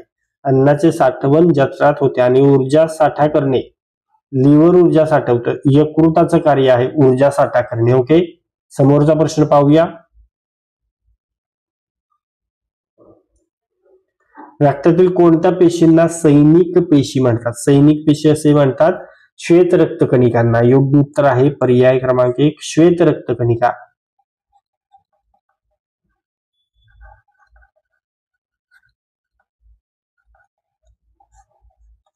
व्हाईट ब्लड सेल्स WBCs या शरीराचे संरक्षण करणाऱ्या पेशी आहेत. बाह्य जीवाणू विषाणू यांच्या विरुद्ध लढा देणाऱ्या पेशींना सैनिक पेशी म्हणतात. त्यामुळे रोग प्रतिकारक शक्ती टिकवण्यासाठी WBC महत्वाचे असतात. ओके. त्यानंतर ऑप्शन मध्ये आहे लोहित रक्तकणिका RBC शरीरात ऑक्सिजन वाहून नेण्याचे कार्य करतात. ओके. रक्तबिंबिका प्लाझ्मा रक्तातील द्रव भाग आहे. बरोबर. रक्तपट्टिका प्लेटलेट्स रक्ताच्या गुठळ्या बनवून रक्तस्राव थांबवतात. ओके. आणि लसिका पेशी लिम्फोसाइट्स प्रतिकार शक्ती मदत करतात, पण सैनिक पेशी म्हणून थेट उल्लेख WBC साठी असतो. हे लक्षात घ्या. समोरचा प्रश्न पाहूया. शरीराचे तापमान कुठे नियंत्रित केले जाते? शरीराचे तापमान हायपोथॅलॅमस मध्ये नियंत्रित केले जाते. योग्य उत्तर आहे पर्याय क्रमांक 3 हायपोथॅलॅमस. ओके. हायपोथॅलॅमस हा मेंदूचा एक अत्यंत महत्वाचा भाग आहे, जो अंतर्गत जसं की तापमान, तहान, भूक व बाह्य उत्तेजनांना प्रतिसाद देतो. ओके. तो शरीराचे तापमान 98.6 अंश फॅरनहाइट म्हणजे 37 अंश सेल्सिअसच्या आसपास 1-2 अंशाच्या आत नियंत्रित ठेवतो आणि हायपोथॅलॅमिक थर्मोस्टॅट म्हणून देखील ओळखला जातो. ओके. त्यानंतर ऑप्शन मध्ये आहे पाठीचा कणा स्पायनल कॉर्ड. पाठीचा कणा मेंदूने पाठवलेले संदेश शरीरभर पोहोचवण्याचं काम करतो. ओके. सेरेबेलम मुख्यतः शरीराची हालचाल, संतुलन आणि समन्वय सांभाळतो. ओके. त्यानंतर पीयूषिका ग्रंथी पिट्युटरी ग्लॅंड यालाच म्हणतात मास्टर ग्लॅंड. विविध संप्रेरके हार्मोन्स तयार करते व नियंत्रित करते. ओके. आणि मेंदूचा प्रीफ्रंटल कॉर्टेक्स तर हा भाग विचार प्रक्रिया, निर्णय क्षमता आणि सामाजिक वर्तन नियंत्रणात मदत करतो. ओके. समोरचा प्रश्न पाहूया.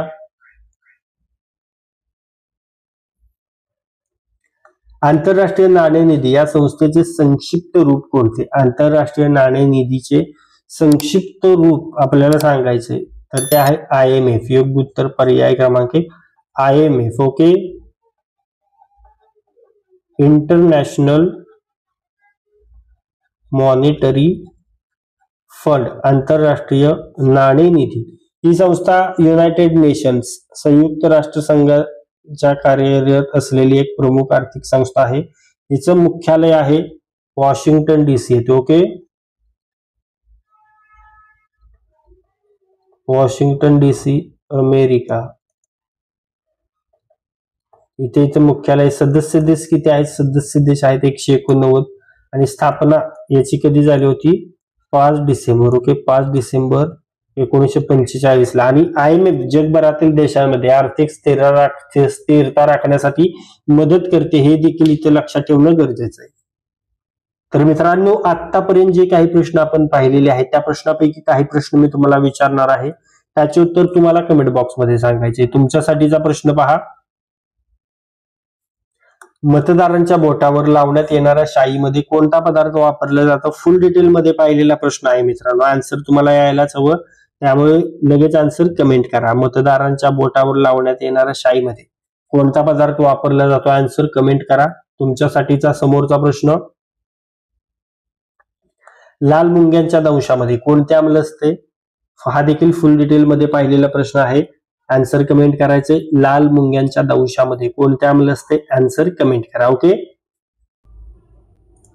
भारताचे पितामह. ओके, भारताचे पितामह grand old man of India असे कोणाला म्हटले जाते? असे दादाबाई नौरोजी यांना म्हटले जाते. योग्य उत्तर आहे पर्याय क्रमांक 2 दादाबाई नौरोजी. ओके, आता दादाबाई नौरोजी यांच्याबद्दल जर अधिक बोलायचं झालं तर यांना grand old man of India म्हणजेच काय तर भारताचे पितामह असे गौरवाने संबोधले जातात. आता यांचा जन्म जर कधी झाला होता तर तो झाला होता 4 सप्टेंबर. ओके, 4 सप्टेंबर 1825 मध्ये. कोणत्या ठिकाणी?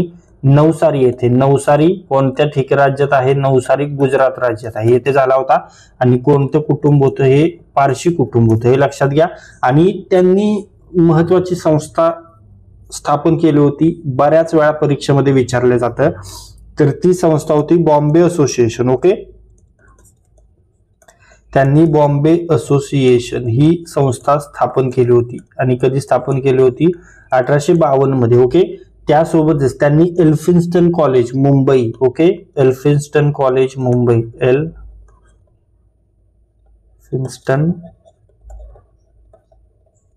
कॉलेज मुंबई येथे पहिले प्राध्यापक, भारतीय प्राध्यापक म्हणून कार्य केलं होतं. आणि कधी? ते 1853 मध्ये, हे लक्षात घ्यायचंय. त्यांचं महत्वाचं साप्ताहिक आहे येतच परीक्षेमध्ये. त्यांचं हे बॉम्बे असोसिएशन आणि जे महत्वाचं साप्ताहिक आहे ते परीक्षेमध्ये येतच. तर ते कोणतं आहे? तर ते आहे रास्त गोफ्तार. ओके, रास्त गोफ्तार हे त्यांचं साप्ताहिक आहे. त्यांनी कधी सुरू केलं होतं? तर हे सुरू केलं होतं 1861 मध्ये.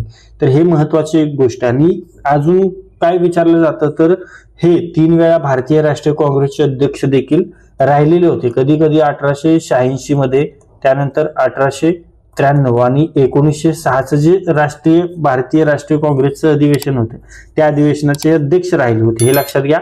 त्यासोबत त्यांच्या संबंधीचा आणखी एक महत्वाचा पॉइंट म्हणजे इंग्लंडच्या फिन्सबरी मतदारसंघातून निवडून गेलेले ब्रिटिश संसदेत प्रवेश करणारे पहिले भारतीय आहेत, हे लक्षात ठेवा. 1892 ते 1895 मध्ये. ओके, हाऊस ऑफ कॉमन्स मध्ये प्रवेश करणारे पहिले भारतीय कोण आहेत? तर ते आहेत दादाबाई नौरोजी. फिन्सबरी मतदारसंघ, हे लक्षात ठेवणं गरजेचं आहे. आणि त्यांनी ब्रिटिशांनी भारतातून संपत्ती कशी नेली हे ड्रेन ऑफ वेल्थ या सिद्धांतातून उघड केलं. त्यांना भारतीय अर्थशास्त्राचे जनक देखील म्हटले जाते. इथून हे महत्वाचे पॉइंट लक्षात ठेवणं गरजेचं आहे मित्रांनो. त्यासोबत ऑप्शन मध्ये पाहूया महात्मा गांधी, तर त्यांना राष्ट्रपिता, फादर ऑफ द नेशन असं म्हटलं जातं, बरोबर. त्यानंतर लोकमान्य टिळक, स्वराज्य हा माझा जन्मसिद्ध हक्क आहे आणि तो मी मिळवणारच, हे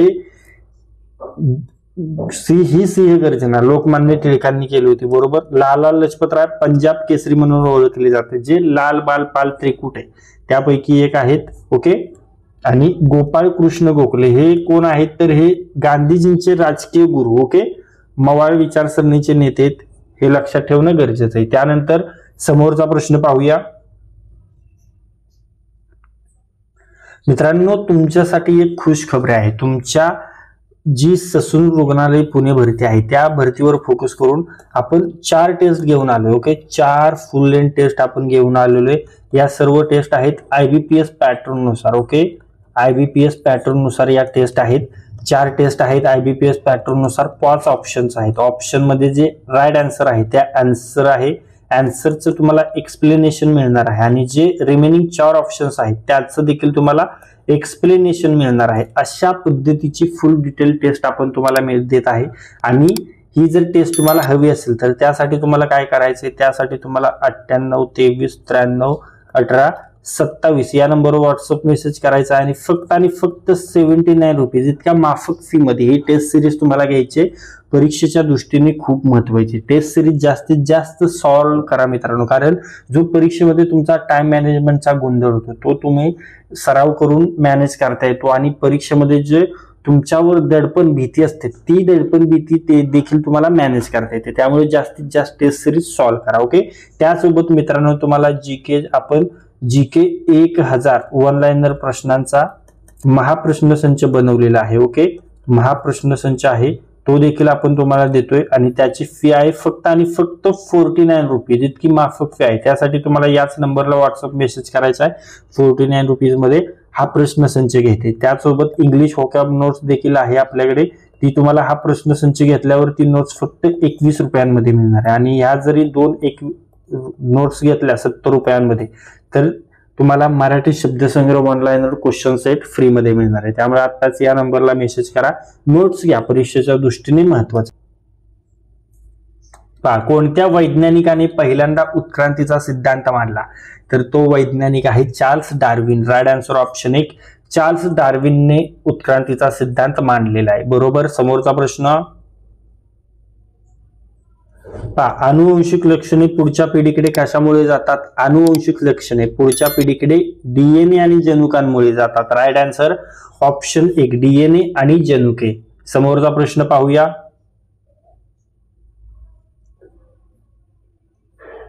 पुढीलपैकी कोणते विटामिन साधारणतः वनस्पती प्लांट्स वर्गात आढळत नाही. कोणते विटामिन वनस्पती वर्गात आढळत नाही, तर ते आहे vitamin D. Right answer option 3, vitamin D. आणि मानवी शरीरात तयार होणारे विटामिन कोणतं आहे, तर ते देखील आहे विटामिन डी. ओके, समोरचा प्रश्न पहा, हा खूपच महत्वाचा प्रश्न आहे, परीक्षेमध्ये येणार म्हणजे येणार. स्निग्ध पदार्थात म्हणजेच शरीरात मेदात विरघळणारे जीवनसत्व विटामिन्स ओळखायचे तर ते एकदम सोपं आहे. किडा लक्षात ठेवा. ओके, किडापासून काय के, त्यानंतर E, D आणि A असा ऑप्शन आहे का, तर पहा K, E, D आणि A. Right answer option 4, ADEK. Okay, किडा हे लक्षात ठेवा. समोरचा प्रश्न पाहूया.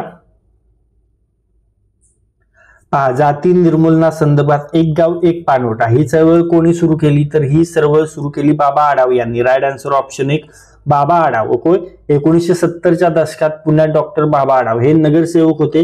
ते समाजवादी पक्षाशी जोडले गेले होते व रिक्षा पंचायतीचे ते नेते होते आणि सामाजिक समतेसाठी त्यांनी एक गाव एक पाणवठा ही मोहीम राबवली होती, हे लक्षात घ्या. आणि या मोहिमेचा उद्देश स्पृश्य व अस्पृश्यतेचा भेद नष्ट करून समानता प्रस्थापित करणे होता, हे लक्षात घ्या. यामध्ये गावात एकच पाणवठा म्हणजे विहीर हौद सर्व जातींसाठी खुला ठेवण्याचा आग्रह होता, हे लक्षात ठेवा. ओके, त्यानंतर ऑप्शन मध्ये पहा, बाबा आमटे त्यांनी कुष्ठरोग्यांसाठी आनंद वन वसवले होते. बरोबर, जाती निर्मूलनासाठी त्यांनी कार्य केलं होतं. त्यानंतर सेनापती बापट खूप महत्वाचे आहेत, मुळा मोठा धरणाच्या आंदोलनासाठी प्रसिद्ध आहेत. बरोबर, त्यानंतर ऑप्शन मध्ये आहेत विनोबा भावे भूदान चळवळीचे प्रणेते आहेत. बरोबर, आणि मदा हातकणंगलेकर. ओके, तर हे वि.स. खांडेकर यांचे साहित्यिक समकालीन होते, हे लक्षात घ्या. त्यानंतर समोरचा प्रश्न पाहूया. राष्ट्रीय मतदान दिन दरवर्षी कोणत्या दिवशी साजरा केला जातो. राष्ट्रीय मतदान दिन दरवर्षी 25 जानेवारीला साजरा केला जातो. योग्य उत्तर आहे पर्याय क्रमांक 1, 25 जानेवारी. भारतीय निवडणूक आयोगाची स्थापना 25 जानेवारी कधी झाली होती, 25 जानेवारी 1950 मध्ये भारतीय निवडणूक आयोगाची स्थापना झाली होती. म्हणून हा दिवस राष्ट्रीय मतदान दिन, नॅशनल वोटर्स डे म्हणून साजरा केला जातो. या दिवशी देशभरात मतदार जागृती कार्यक्रम घेतले जातात आणि महाराष्ट्र शासनाने 1 जुलै हा राज्य मतदार दिन म्हणून साजरा करण्याचा निर्णय घेतलेला आहे. हे देखील लक्षात ठेवायचं आहे. समोरचा प्रश्न मित्रांनो, तुम्हाला पुन्हा एकदा आठवण करून देतोय, तुमच्या येणाऱ्या परीक्षेवर फोकस करून आपण GK 1000 वन लाइनर प्रश्नांचा महाप्रश्नसंच बनवलेला आहे. हा महाप्रश्नसंच आपण बनवलेला आहे. त्यामध्ये आपण TCS, IBPS, स्टेट बोर्डच्या ज्या एक्झाम आहेत, सेंट्रलच्या ज्या एक्झाम्स आहेत, त्या एक्झामचा डेटा आपण एक्स्ट्रॅक्ट केलेला आहे आणि त्यामधील जे महत्त्वाचे प्रश्न आहेत ते महत्त्वाच्या प्रश्नांवर आपण वन लाइनर स्वरूपात तुमच्याजवळ प्रश्नसंच बनवलाय आणि त्याचा आपण महाप्रश्नसंच बनवलाय. खूप महत्त्वाचा प्रश्नसंच आहे. जर तो प्रश्नसंच तुम्हाला हवा असेल तर त्यासाठी तुम्हाला 98 23 93 18 27 या नंबरवर व्हॉट्सअप मेसेज करायचा आहे आणि फक्त 49 रुपीज इतक्या माफक फी मध्ये हा प्रश्नसंच तुम्हाला मिळणार आहे. आणि जर हा प्रश्नसंच तुम्ही 49 मध्ये घेतला तर तुम्हाला इंग्लिश व्होकॅबची जी नोट्स आहे ती फक्त 21 रुपीज मध्ये मिळणार आहे. आणि ह्या दोन्ही प्रश्नसंच जर तुम्ही घेतले तर मराठी शब्दसंग्रह वन लाइनर जो प्रश्नसंच आहे आपल्याला वन लाइनर शब्दसंग्रहाचा तो तुम्हाला फ्री मध्ये मिळणार आहे आणि हे दोन्ही 70 रुपयामध्ये तिन्ही तुम्हाला मिळणार आहे. त्यामुळे आताच या नंबरला मेसेज करा. प्रश्नसंच घ्या, परीक्षेच्या दृष्टीने खूप महत्वाचा आहे. आता पहा, महाराष्ट्र विधानसभेतील सदस्यांची संख्या किती आहे तर ती आहे 288. राईट आन्सर ऑप्शन 4 288 भारतीय. आता चला विधानसभेची साली तुमच्यासाठी प्रश्न आहे. बऱ्याच वेळा हा प्रश्न मी तुम्हाला व्हिडिओमध्ये विचारलाय, आता पुन्हा एकदा विचारतो. महाराष्ट्रातील विधान परिषदेची सदस्य संख्या किती आहे ती तुम्ही कमेंट बॉक्स मध्ये सांगा. विधान परिषदेची सदस्य संख्या महाराष्ट्रातील किती आहेत लगेच कमेंट करा. ओके. तर पहा, भारतीय संविधानाच्या तरतुदीनुसार राज्य विधानसभा सदस्यांची संख्या किमान 60 आणि कमाल 500 पर्यंत असू शकते. आणि महाराष्ट्र विधानसभेतील सद्य स्थितीतील सदस्य संख्या किती आहे तर ती आहे 288. ओके. आणि मी तुम्हाला विचारलंय विधान परिषदेतील सदस्य संख्या किती आहे, लवकरात लवकर कमेंट करून सांगा. विधान परिषद, महाराष्ट्र विधान परिषद तर ती आहे 78. ओके. राईट आन्सर आहे ऑप्शन 3 78 विधान परिषदेतील सदस्य संख्या. ओके. आणि विधानसभा 288 आपण पाहिलेलं आहे. समोरचा प्रश्न पहा, महाराष्ट्र राज्य विधिमंडळाचे वरिष्ठ सभागृह कोणते? महाराष्ट्र राज्य विधिमंडळाचे वरिष्ठ सभागृह विधान परिषद आहे. Right answer option 2 Vidhan Parishad. भारतीय राज्यांच्या विधिमंडळात 2 सभागृह असतात, विधानसभा खालचे आणि विधान परिषद वरचे उच्च. ओके. विधान परिषद हे वरिष्ठ सभागृह आहे आणि महाराष्ट्र हे द्विसदनी विधानमंडळ असलेले राज्य आणि तुम्हाला जस्ट सांगितलं विधान परिषदेत 78 सदस्य असतात. बरोबर. समोरचा प्रश्न पाहूया. मत द्यायचे नसेल तर खालीलपैकी कोणता पर्याय निवडतात? मत द्यायचे नसेल तर नोटा हा पर्याय निवडतात. योग्य उत्तर पर्याय क्रमांक 1 नोटा. नोटा म्हणजे काय मित्रांनो तर none of these, none of the above. None of the above म्हणजेच काय नोटा. 2013 पासून हा पर्याय निवडणूक यंत्रात म्हणजेच EVM मध्ये उपलब्ध करून देण्यात आला. मतदाराला जर कोणताही उमेदवार पसंत नसेल तर तो नोटाचा वापर करून आपली नापसंती व्यक्त करू शकतो. नोटाला जास्त मते मिळाली तरी पुन्हा मतदान घेतलं जात नाही आणि उमेदवारांपैकी सर्वाधिक मते मिळालेलाच विजयी घोषित होतो. हे लक्षात घ्या. समोरचा प्रश्न पाहूया.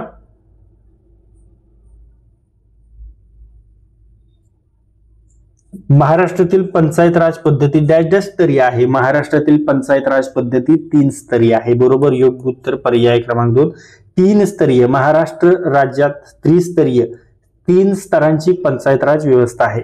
ओके. पहिली कोणते? ग्राम पातळीवर ग्रामपंचायत, गाव पातळीवर ग्रामपंचायत आहे. त्यानंतर तालुका पातळीवर काय आहे? पंचायत समिती आहे. आणि जिल्हा पातळीवर काय आहे?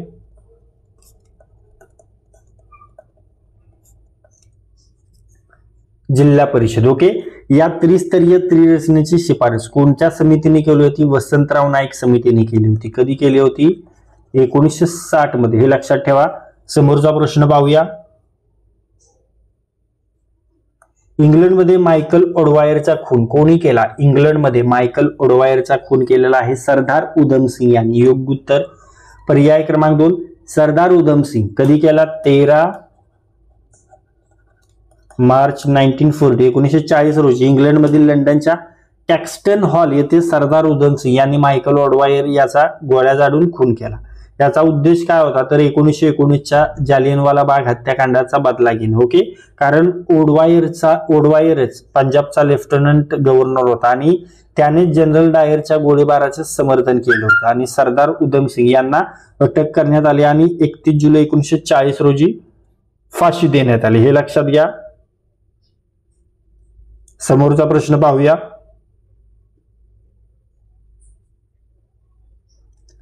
महाराष्ट्रातील जिल्हा परिषद व पंचायत समिती कायदा कोणत्या समितीच्या शिफारसीवर अस्तित्वात आला? जसं तुम्हाला सांगितलं वसंतराव नाईक समिती. Right answer option 3 Vasantrao Naik समिती. वसंतराव नाईक समिती ही 1960 मध्ये स्थापन झाली होती. त्यांच्या शिफारसीनुसार 1962 मध्ये 1962 मध्ये जिल्हा परिषद व पंचायत समिती कायदा अस्तित्वात आला आणि त्यानुसार जिल्हा परिषद व पंचायत समितीची स्थापना झाली. या कायद्याने महाराष्ट्रात पंचायत राज अधिकृतपणे लागू झालं. ओके, हे लक्षात ठेवणं गरजेचं आहे. समोरचा प्रश्न पाहूया. चितगाव येथील शस्त्रागारावरील हल्ल्याची योजना कोणी आखली? चितगाव येथील शस्त्रागारावरील हल्ल्याची योजना सूर्यसेन यांनी आखली. योग्य उत्तर पर्याय क्रमांक 3 सूर्यसेन. 18 एप्रिल 1930 रोजी. कधी? 18 एप्रिल 1930 रोजी सूर्यसेन यांच्या नेतृत्वाखाली चितगाव बंगाल येथील ब्रिटिश शस्त्रागारावर हल्ला करण्यात आला. या हल्ल्याचा उद्देश होता ब्रिटिश सरकारी तंत्रावर तात्पुरतं नियंत्रण मिळवणे आणि ब्रिटिश टेलिग्राफ व वाहतूक व्यवस्था खंडित करणे. यात सहभागी असलेले प्रमुख क्रांतिकारी कोण होते? तर ते होते अनंत सिंग, गणेश घोष, अजय घोष, तारकेश्वर दस्तीदार आणि कल्पना दत्त प्रीतिलता वड्डेदार या महिला क्रांतिकारी होत्या. ओके, त्यानंतर ऑप्शन मध्ये पहा सुखदेव तर भगतसिंगच्या समूहातील क्रांतिकारी होते. राजगुरू हे देखील भगतसिंग व सुखदेव यांच्या सोबत लाहोर षडयंत्रात सहभागी होते. ओके, समोरचा प्रश्न. आणि रामप्रसाद बिस्मिल काकोरी कांड मधील प्रमुख क्रांतिकारी होते आणि भगतसिंग आपण सर्वांना माहिती आहे पंजाब लाहोर परिषदातील क्रांतिकारी चळवळीचे अग्रस्थानी. ओके, पुढे पाहूया.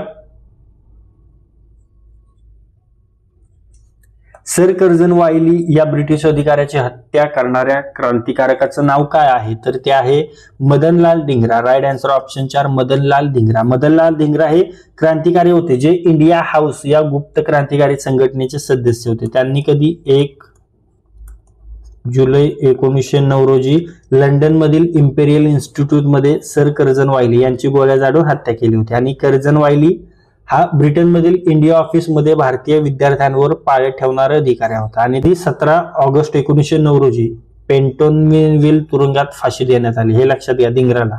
ओके, आणि त्यांच्या कृत्यामुळे इंग्लंडमधील भारतीय क्रांतीची लाट अधिक तीव्र झाली. ओके, त्यानंतर समोरचा प्रश्न.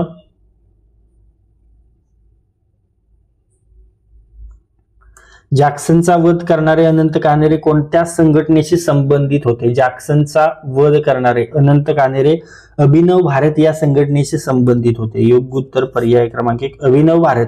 अनंत लक्ष्मण कानेरे हे अभिनव भारत या क्रांतिकारी संघटनेचे सदस्य होते.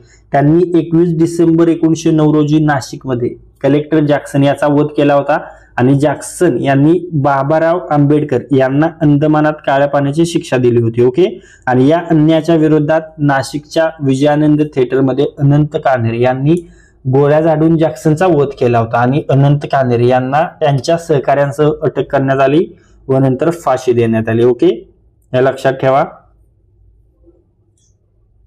त्यानंतर पहा अनुशीलन समिती. अनुशीलन समिती ही बंगालमध्ये कार्यरत क्रांतिकारी संघटना होती. खुदिराम बोस, प्रफुल्ल चंद्र चाकी हे सदस्य होते. अभिनव भारत ही विनायक दामोदर सावरकर यांनी स्थापन केलेली क्रांतिकारी संघटना होती. त्यानंतर भवानी मंदिर हे संघटना अरविंद घोष यांनी स्थापन केली होती. हे लक्षात घ्या. इंडिया हाऊस तर इंडिया हाऊस ही लंडन मधील क्रांतिकारी कार्य करणारी संघटना म्हणजे केंद्र होते जिथं मदनलाल धिंगरा सावरकर कार्यरत होते. तुम्हाला आत्ताच सांगितलं. समोरचा प्रश्न पाहूया. स्वतंत्र मजूर पक्षाची स्थापना खालीलपैकी कोणी केली? स्वतंत्र मजूर पक्षाची स्थापना डॉक्टर बाबासाहेब आंबेडकर यांनी केली. योग्य उत्तर पर्याय क्रमांक 1 डॉक्टर बाबासाहेब आंबेडकर. 15 ऑगस्ट 1936 रोजी डॉक्टर बाबासाहेब आंबेडकर यांनी स्वतंत्र मजूर पक्ष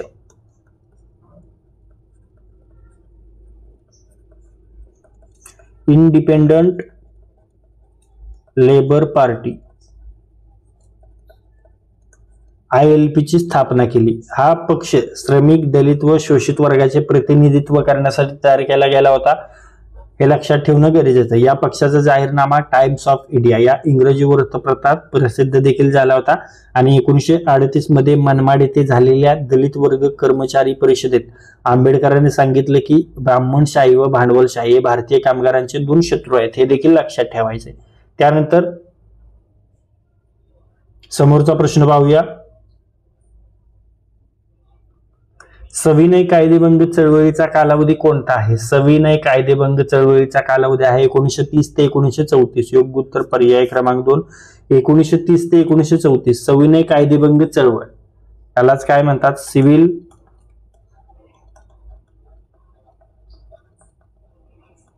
डिसओबेडियन्स मुवमेंट. ही गांधीजींनी कधी चालू केली होती? तर 14 फेब्रुवारी 1930 रोजी घोषित केली होती. 6 एप्रिल 1930 रोजी गांधीजींनी दांडी यात्रा करून मिठाचा कायदा मोडला, ज्याद्वारे आंदोलनाला प्रत्यक्ष सुरुवात झाली. ओके, आणि आंदोलन विविध टप्प्यांमध्ये चालू राहिले आणि अखेरीस एप्रिल 1934 मध्ये गांधीजींनी ही चळवळ अधिकृतरित्या मागे घेतली, हे लक्षात घ्या. 1942-46 मध्ये या कालावधीत भारत छोडो आंदोलनाचा कालावधी आहे हा, हे लक्षात घ्या. 1919-1924 काळा कायदा म्हणजेच या काळात रौलेट कायदा विरोध होता. जालियनवाला बाग हत्याकांड, खिलाफत चळवळ, असहकार आंदोलन. ओके, 1920 ते 22 या दरम्यान देखील असहकार आंदोलनाचा काळ होता, हे लक्षात घ्या. आणि गांधीजींनी ही चळवळ चौरी चौरा घटनेनंतर मागे घेतली. कोणती? असहकार चळवळ. ओके, समोरचा प्रश्न. हैदराबाद स्टेट कोणत्या वर्षी भारतात विलीन करण्यात आले? हैदराबाद स्टेट 1948 मध्ये भारतात विलीन करण्यात आले. योग्य उत्तर पर्याय क्रमांक 2 1948. हैदराबाद स्टेटचे भारतात विलीनीकरण कधी झालं? तर ते 17 सप्टेंबर 1948 रोजी झालं. ओके, हैदराबादचे निजाम भारतात विलीन होण्यास तयार नव्हते, म्हणून 13 सप्टेंबर 1948 रोजी भारत सरकारने कोणतं ऑपरेशन राबवलं होतं? तर तो ऑपरेशन पोलो ही लष्करी मोहीम राबवली होती आणि ही मोहीम फक्त किती दिवस चालली होती? तर 5 दिवस चालले होते आणि 17 सप्टेंबरला निजामाने शरणागती पत्करली आणि हैदराबाद स्टेटचे मराठी भाषिक भाग महाराष्ट्रात तर तेलुगू भाषिक भाग आंध्र प्रदेशात विलीन करण्यात आले होते. ओके, समोरचा प्रश्न पाहूया. स्वामी विवेकानंद यांनी रामकृष्ण मिशनची स्थापना कोणत्या वर्षी केली? स्वामी विवेकानंद यांनी रामकृष्ण मिशनची स्थापना 1897 मध्ये केली. योग्य उत्तर पर्याय क्रमांक 1 1897. स्वामी विवेकानंद हे रामकृष्ण परमहंस यांचे शिष्य होते. त्यांनी 1 मे 1897 मध्ये, कधी? 1 मे 1897 रोजी बेलूर मठ, कोलकाता, पश्चिम बंगाल येथे रामकृष्ण मिशनची स्थापना केली. मिशनचा उद्देश काय होता? तर धर्म व अध्यात्माचं धर्म व अध्यात्म आहे त्याचं प्रचार प्रसार करणे, सेवा, शिक्षण व समाजहिताचं कार्य करणे, भारतीय सांस्कृतिक मूल्यांचं जतन व प्रसार करणे. हे मिशन रामकृष्ण परमहंसांच्या तत्वज्ञानावर आधारित होतं, हे देखील लक्षात ठेवायचे. पुढे पाहूया.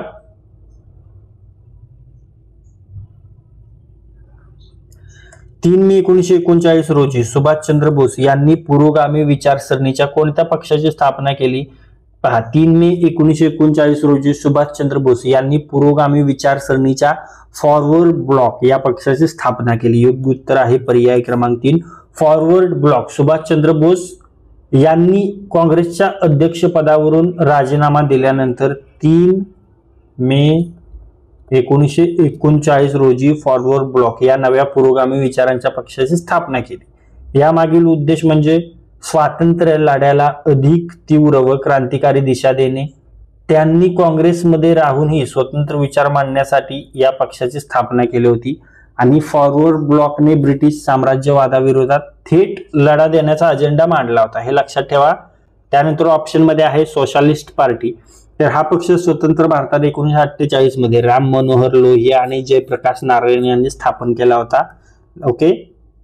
तर मित्रांनो, आतापर्यंत जे काही प्रश्न आपण पाहिलेले आहेत त्या प्रश्नापैकी काही प्रश्न मी तुम्हाला विचारणार आहे, त्याचे उत्तर तुम्हाला कमेंट बॉक्समध्ये सांगायचे. तुमच्यासाठीचा प्रश्न पहा.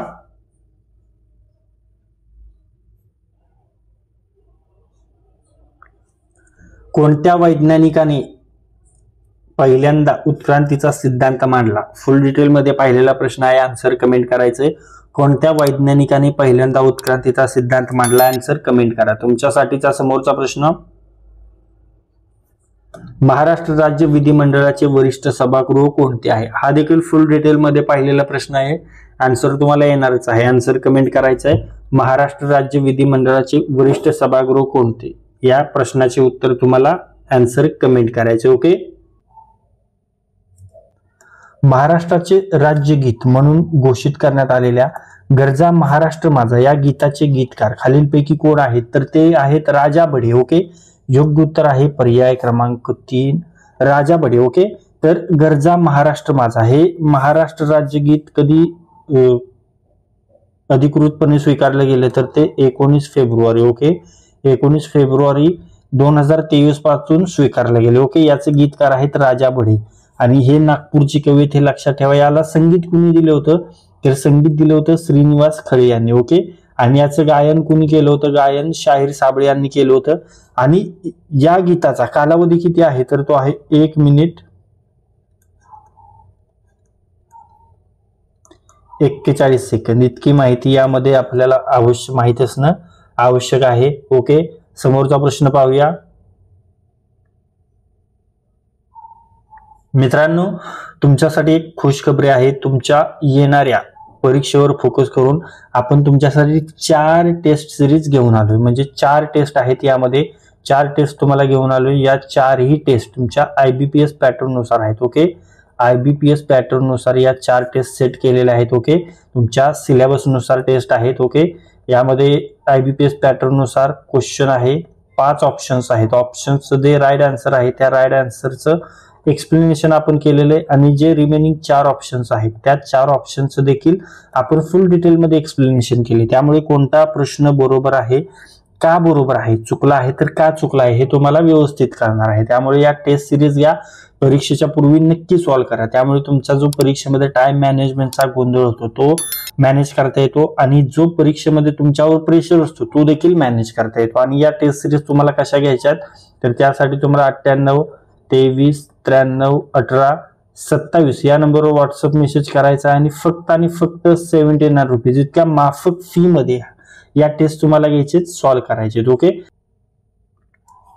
बाईल ज्यूस पित्त कोठे निर्माण होते? तर ते यकृतामध्ये. योग्य उत्तर पर्याय क्रमांक 2 यकृत, लिव्हर. ओके. यकृत ही शरीरातील सर्वात मोठी ग्रंथी आहे, हे लक्षात घ्या. ओके. हिचं वजन आहे 1.2 ते 1.5 किलोग्रॅम, हे लक्षात घ्या. ते बाईल ज्यूस पित्तरस तयार करतं आणि पित्ताशय हा रस साठवतो पण तयार करत नाही, हे लक्षात ठेवा. ओके. आणि पित्तरस लहान आतड्यात चरबीच्या अणूंना विभाजित करतो, ज्याला काय म्हणतात? ज्याला इमल्सिफिकेशन म्हणतात, हे लक्षात घ्या. आता जठर ऑप्शन मध्ये पाहूया. जठर, स्टमक. जठरात कोणतं आम्ल तयार होतं? जठरात HCl तयार होतो. ओके. हे लक्षात घ्या. स्वादुपिंड, पॅनक्रियाज हे पाचक विक्रे जसे की अमायलेज आहे, लायपेज आहे, ट्रिप्सिन आहे, हे तयार करतो. ओके. आतडे, इंटेस्टाईन, तर पचनक्रिया येथे पूर्ण होते, हे लक्षात घ्या. आणि पित्ताशयाचं तुम्हाला सांगितलं गॉल ब्लॅडर मध्ये, तर हे पित्तरस साठवतं व गरजेनुसार ते सोडतं. ओके. समोरचा प्रश्न पाहूया.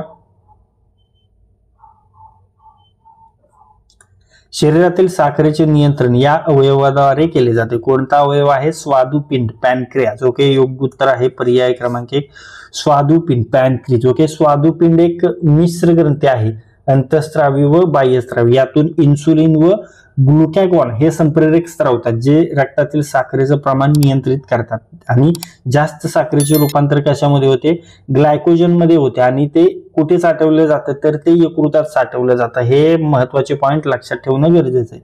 आता ऑप्शन मध्ये पाहूया. मेंदू, ब्रेन, मेंदू साखरेचा वापर करतो, पण ते नियंत्रण करतो का? नाही. मूत्रपिंड, किडनी तर रक्तातील जे अपघाती पदार्थ आहेत ते फिल्टर करतो, हे लक्षात घ्या. यकृत तुम्हाला माहिती आत्ताच पाहिलं, ग्लायकोजन साठवतो व काही प्रमाणात साखरेची प्रक्रिया करतो. ओके. त्यानंतर थायरॉइड ग्रंथी मेटाबॉलिझम नियंत्रित करते, हे लक्षात घ्या. समोरचा प्रश्न पाहूया.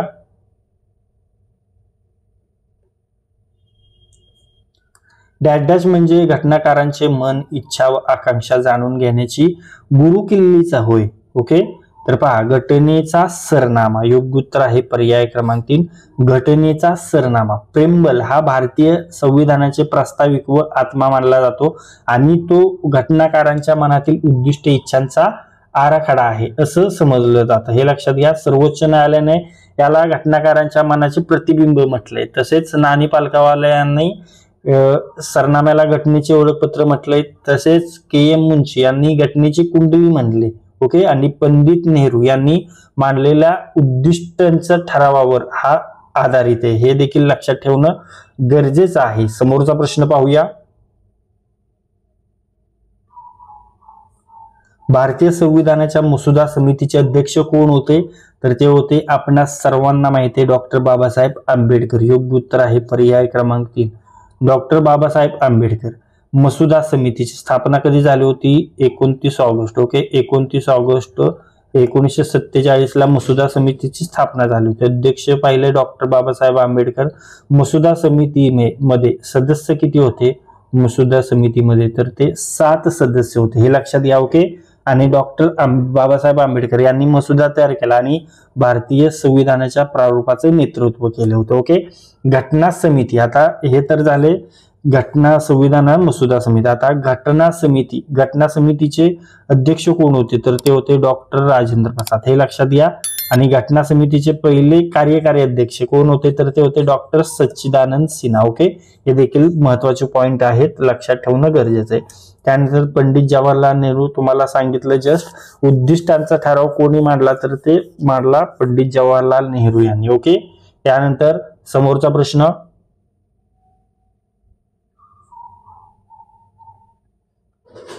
पहा, त्रिस्तरीय पंचायत राजची संकल्पना कोणत्या समितीने मांडली? त्रिस्तरीय पंचायत राजची संकल्पना बलवंतराय मेहता समितीने मांडली. योग्य उत्तर आहे पर्याय क्रमांक 4, बलवंतराय मेहता समिती. बलवंतराय मेहता समिती ही समिती कधी स्थापन झाली होती? तर ही समिती 1957 मध्ये स्थापन झाली होती आणि हिने त्रिस्तरीय पंचायत राज प्रणाली सुचवली होती. ओके. त्यामध्ये काय काय येतं? यामध्ये आहे ग्रामपंचायत, बरोबर. त्यानंतर पंचायत समिती, बरोबर. आणि त्यानंतर आहे जिल्हा परिषद. तर ही आहे पंचायत राज समिती. ओके. आणि ही समिती केंद्र सरकारने स्थापन केली, हे लक्षात घ्या. त्यानंतर ही जी आहे अशोक मेहता समिती, ही 1977 मध्ये स्थापन झाली होती आणि ही अशोक मेहता समितीने द्विस्तरीय प्रणाली सुचवली होती, हे देखील लक्षात ठेवणं गरजेचं आहे. त्यानंतर समोरचा प्रश्न पाहूया. स्वातंत्र्यवीर विनायक दामोदर सावरकर यांनी 1904 मध्ये कोणती क्रांतिकारक संघटना स्थापन केली होती? तर ती संघटना आहे अभिनव भारत. योग्य उत्तर आहे पर्याय क्रमांक 2, अभिनव भारत. ओके. 1900 मध्ये, कधी 1900 मध्ये सावरकरांनी नाशिक येथे कोणती संघटना स्थापन केली होती? तर मित्रमेळा संघटना स्थापन केली होती, हे लक्षात घ्या. आणि ही कसली संघटना होती मित्रमेळा? तर ही एक गुप्त संघटना होती मित्रांनो. ही जी आहे ती गुप्त संघटना होती आणि या गुप्त संघटनेची स्थापना 1900 मध्ये सावरकरांनी केली आणि याच गुप्त संघटनेचं पुढं म्हणजेच कधी 1904 मध्ये रूपांतर, मित्रमेळा या संघटनेचं रूपांतर कशात झालं? तर ते झालं अभिनव भारतमध्ये, या क्रांतिकारक संघटनेत झाला. आणि या संघटनेची प्रेरणा सावरकरांनी कुठून भेटली होती? तर ते जोसेफ मॅजिनी जे आहे यांचा जो यंग इटली संघटना आहे, यंग इटली कुणाची आहे? यंग इटली संघटना कुणाची आहे? जोसेफ मॅजिनी यांची जी यंग इटली संघटना आहे या संघटनेवरून प्रेरणा घेतली. ओके. आणि अभिनव भारतने देशभरात शस्त्रसज्ज क्रांतीसाठी गुप्त कारवाया सुरू केल्या होत्या, हे लक्षात घ्या. त्यानंतर ऑप्शन मध्ये पाहूया गदर ही 1913 मध्ये स्थापन केलेली लाला हरदयाळ यांनी संघटना आहे आणि भारतीय स्थलांतरित क्रांतिकारकांनी कानड्यात स्थापन केली होती. ओके. हीच गदर पार्टी म्हणून ओळखली जाते, हे लक्षात घ्या. भारत सेवक समाज खूप महत्वाचा आहे, परीक्षेमध्ये विचारणार म्हणजे विचारणारच. गोपाळ कृष्ण गोखले यांनी स्थापन, गोपाळ कृष्ण गोखलेंवर प्रश्न येतोच मित्रांनो, हे लक्षात घ्या. आणि भारत सेवक समाजावर 1905 मध्ये गोपाळ कृष्ण गोखले यांनी याची स्थापन केली होती स्थापना. त्यानंतर अनुशीलन समिती आहे पहा, तर याची स्थापना झाली होती कधी 1902 मध्ये, हे लक्षात घ्या. आणि भूपेंद्र दत्त यांनी बंगाल प्रांतात, बंगाल हे लक्षात घ्या आता, स्थापन करण्यात आले होते. ओके. आणि हिंदुस्थान रिपब्लिक असोसिएशन 1904 मध्ये रामप्रसाद बिस्मिल, अशफाक उल्ला खान, चंद्रशेखर आझाद यांनी स्थापन केली होती. समोरचा प्रश्न मित्रांनो तुम्हाला पुन्हा एकदा आठवण करून देतो, तुमच्या येणाऱ्या परीक्षेवर फोकस करून आपण जीकेचा 1000 प्रश्नांचा 1000 वन लाइनर प्रश्नांचा महाप्रश्न संच बनवलेला आहे मित्रांनो. यामध्ये तुमच्या IBPS TCS स्टेटच्या एक्झाम्स तसेच सेंट्रलच्या ज्या एक्झाम्स आहेत त्या एक्झाम्स मधून आपण जे महत्त्वाचे प्रश्न वारंवार रिपीट झालेले ते प्रश्न एक्स्ट्रॅक्ट करून त्या प्रश्नांचा वन लाइनर प्रश्नसंच आपण बनवलेला आहे. खूप महत्त्वाचा आहे. जर तो प्रश्नसंच तुम्हाला हवा असेल तर त्यासाठी तुम्हाला 98 23 93 18 27 या नंबरवर व्हॉट्सअप मेसेज करायचा आहे. आणि यासाठी फक्त आणि फक्त 49 रुपीज इतकी माफक फी आपण ठेवलेली. या नंबरला व्हॉट्सअप मेसेज करा. हा प्रश्नसंच या परीक्षेच्या दृष्टीने महत्वाचा आहे. आणि जर हा प्रश्नसंच तुम्ही 49 रुपयामध्ये घेतला तर आपण इंग्लिश वोकॅबची जी नोट्स बनवलेली आहे ती तुम्हाला 21 रुपयांमध्ये मिळणार आहे. त्यामुळे या दोन्ही नोट्स तुम्हाला फक्त 70 रुपयांमध्ये मिळणार आहेत. आणि या दोन्ही नोट्स जर तुम्ही घेतल्या तर आपण मराठी शब्दसंग्रहावर, ओके, मराठी शब्दसंग्रहावर आपण वन लाइनर प्रश्नांचा प्रश्नसंच बनवलाय, तो तुम्हाला फ्री मध्ये मिळणार आहे. त्यामुळे 70 रुपयांमध्ये इंग्लिश वोकॅब, मराठी शब्दसंग्रह आणि GK 1000 वन लाइनर प्रश्न मिळणार आहे. त्यामुळे आत्ताच या नंबरला व्हॉट्सअप मेसेज करा, प्रश्नसंच घ्या, कमी वेळात जास्त रिव्हिजन होणार आहे. आता पहा, बॉम्बे असोसिएशन या संघटनेची स्थापना कोणी केली तर ती केली नाना जगन्नाथ शंकर शेठ. योग्य उत्तर पर्याय क्रमांक 3 नाना जगन्नाथ शंकर शेठ यांनी. बॉम्बे असोसिएशन ही महाराष्ट्रातील पहिली राजकीय संघटना आहे, हे लक्षात घ्या, पहिली राजकीय संघटना. ओके. याची स्थापना नाना जगन्नाथ शंकर शेठ यांनी कधी केली होती? 1852 मध्ये केली होती, हे लक्षात घ्या. ब्रिटिश राजवटीत भारतीयांचे प्रश्न मांडणे व त्यांचं जे समाधान आहे ते समाधान करण्यासाठी दबाव निर्माण करणे हे त्यामागचं उद्दिष्ट होते. आणि याचमुळे नाना जगन्नाथ शंकर शेठ यांना काय म्हटलं जातं? यांना मुंबईचे शिल्पकार असं म्हटलं जातं, हे लक्षात घ्या. त्यानंतर ऑप्शन मध्ये आहेत गोगा आगरकर, ओके, तर सुधारक आहेत, शिक्षण तज्ञ आहेत, डेक्कन एज्युकेशन सोसायटी व सुधारक वृत्तपत्राशी संबंधित आहेत. गोपाल कृष्ण गोखले जे सांगितलं तुम्हाला, सर्व्हंट्स ऑफ इंडिया भारत सेवक समाजाची स्थापना केली होती, बरोबर. त्यानंतर विनायक दामोदर सावरकर आपण पाहिलं, अभिनव भारत संघटनेची स्थापना केली होती. महात्मा गांधी माहिती आहेत, हरिजन साप्ताहिक सुरू केलं होतं. त्यानंतर समोरचा प्रश्न, खालीलपैकी कोणती ग्रंथा हिंदी महासागरात आहे? हिंदी महासागरात आहे सुंदा ग्रंथा. योग्य उत्तर आहे पर्याय क्रमांक 4 सुंदा ग्रंथा. सुंदा ग्रंथा हिंदी महासागरात आहे, ज्याला जावा ग्रंथा देखील म्हटले जातं. टोंगो, आता ऑप्शन मध्ये टोंगो ग्रंथा आणि ही प्रशांत महासागरात आहे. मरियाना ग्रंथा ही देखील प्रशांत महासागरात आहेत. ओके, हे महत्वाचे पॉइंट लक्षात घ्या. जपानी ग्रंथा म्हणजे जपानचे आंतरराष्ट्रीय समुद्राकडे जाणाऱ्या समुद्र स्रोताचा गड्डा आहे, जो जपानच्या पश्चिम भागात आहे. ओके. आणि लोंग गर्ता समुद्राच्या खोल भागात असतो, जो एक प्रमुख गड्डा आहे. ओके. समोरचा प्रश्न,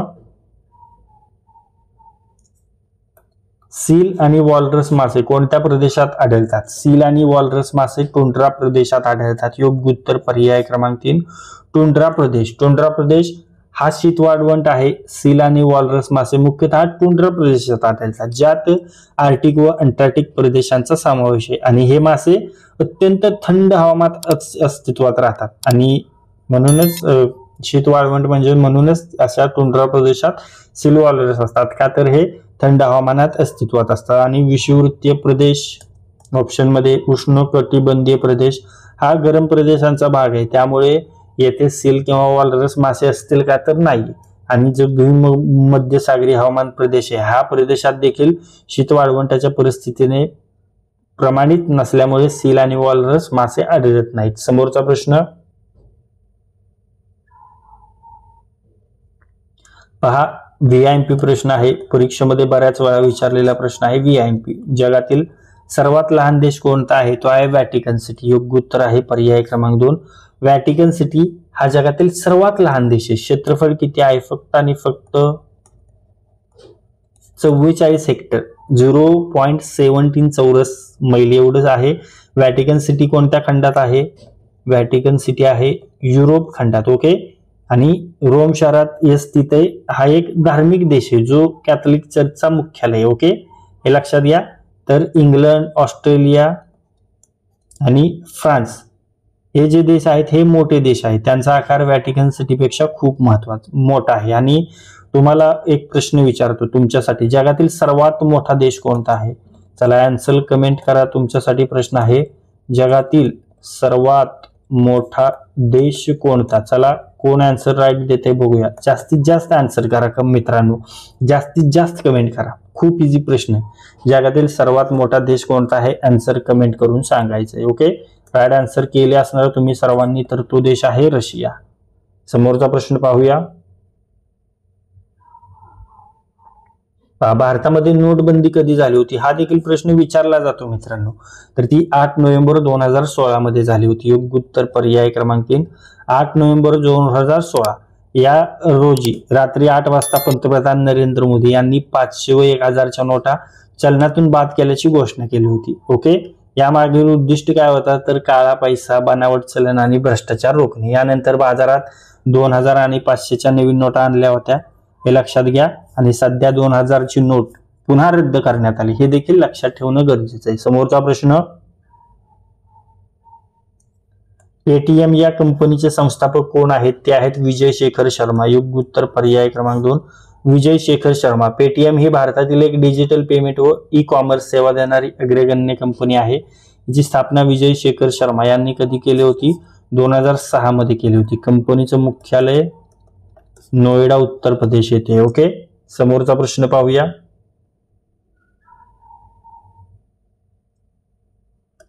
ब्लू ओरिजिन या कंपनीचे संस्थापक खालीलपैकी कोण आहेत? ब्लू ओरिजिन या कंपनीचे संस्थापक आहेत Jeff Bezos. Right answer option 4, Jeff Bezos. Blue Origin ही अमेरिकन अंतराळ तंत्रज्ञान कंपनी ही कधी स्थापन झाली होती? 2000 मध्ये जेफ बेजॉस यांनी स्थापन केली होती. ओके, त्यानंतर समोरचा प्रश्न पहा, चले जाव चळवळ. चले जाव चळवळ कोणत्या वर्षी सुरू झाली? तर ही चळवळ झाली होती 1942 मध्ये सुरू. योग्य उत्तर पर्याय क्रमांक 3, 1942. ओके, भारत छोडो किंवा चले जाव चळवळ कधी सुरू झाली होती? 8 ऑगस्ट 1942 रोजी मुंबई येथे अखिल भारतीय काँग्रेस कमिटीच्या अधिवेशनात सुरू झाली होती. आणि महात्मा गांधींनी कोणता नारा दिला होता? करा किंवा मरा हा नारा दिला होता. आणि ही चळवळ भारताच्या स्वातंत्र्य लढ्यातील एक महत्वाचा आणि एक निर्णायक टप्पा होता मित्रांनो, हे लक्षात घ्या. त्यानंतर 1917 मध्ये महत्वाचं सत्याग्रह झालं होतं. कुठलं? गांधीजींचे पहिलं सत्याग्रह आहे चंपारण्य सत्याग्रह. ओके, त्यानंतर झाला होता खेडा सत्याग्रह. कधी झाला होता? 1918 मध्ये. ओके, त्यानंतर असहकार चळवळ झाली होती, ती कधी झाली होती? 1920 मध्ये. ओके, आणि त्यानंतर विनोबा भावे यांची वैयक्तिक सत्याग्रह चळवळ देखील महत्वाची आहे, म्हणजे परीक्षेच्या दृष्टीने महत्वाचे ते मी तुम्हाला सांगतो. ती होती 1940. ओके, समोरचा प्रश्न,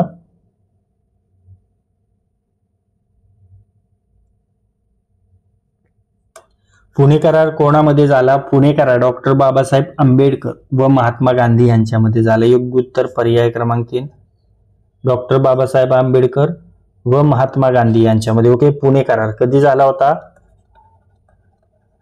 24 सप्टेंबर 1932 मध्ये झाला होता. ओके, डॉक्टर बाबासाहेब आंबेडकर आणि महात्मा गांधी यांच्या दरम्यान झाला. या कराराचा मुख्य मुद्दा दलितांना स्वतंत्र मतदारसंघाऐवजी सर्वसाधारण मतदारसंघांमध्ये जागा देण्याचा होता. यावर डॉक्टर बाबासाहेब आंबेडकर, पंडित मदन मोहन मालवीय, मुकुंद रामराव जयकर, श्री राजगोपालचारी यांच्या सह्या आहेत. ओके, आणि पुणे करारालाच आंबेडकर गांधी करार, गांधी आंबेडकर करार आणि येरवडा करार असं देखील म्हटलं जातं. आणि यावर महात्मा गांधींची स्वाक्षरी नाहीये हे लक्षात घ्या. त्यांच्या बाजूने M.R. जयकर यांनी स्वाक्षरी केली होती हे लक्षात घ्या. ओके, तर मित्रांनो, आतापर्यंत जे काही प्रश्न आपण पाहिलेले आहेत त्या प्रश्नापैकी काही प्रश्न मी तुम्हाला विचारणार आहे, त्याचे उत्तर तुम्हाला कमेंट बॉक्समध्ये सांगायचंय. तुमच्यासाठीचा प्रश्न पहा. शरीरातील साखरेचे नियंत्रण या अवयवाद्वारे केले जाते. फुल डिटेल मध्ये पाहिलेला प्रश्न आहे, आन्सर कमेंट करायचे. शरीरातील साखरेचे नियंत्रण या अवयवाद्वारे केले जाते, आन्सर कमेंट करा. तुमच्यासाठी समोरचा प्रश्न, बॉम्बे असोसिएशन या संघटनेची स्थापना कोणी केली, आन्सर कमेंट करायचंय.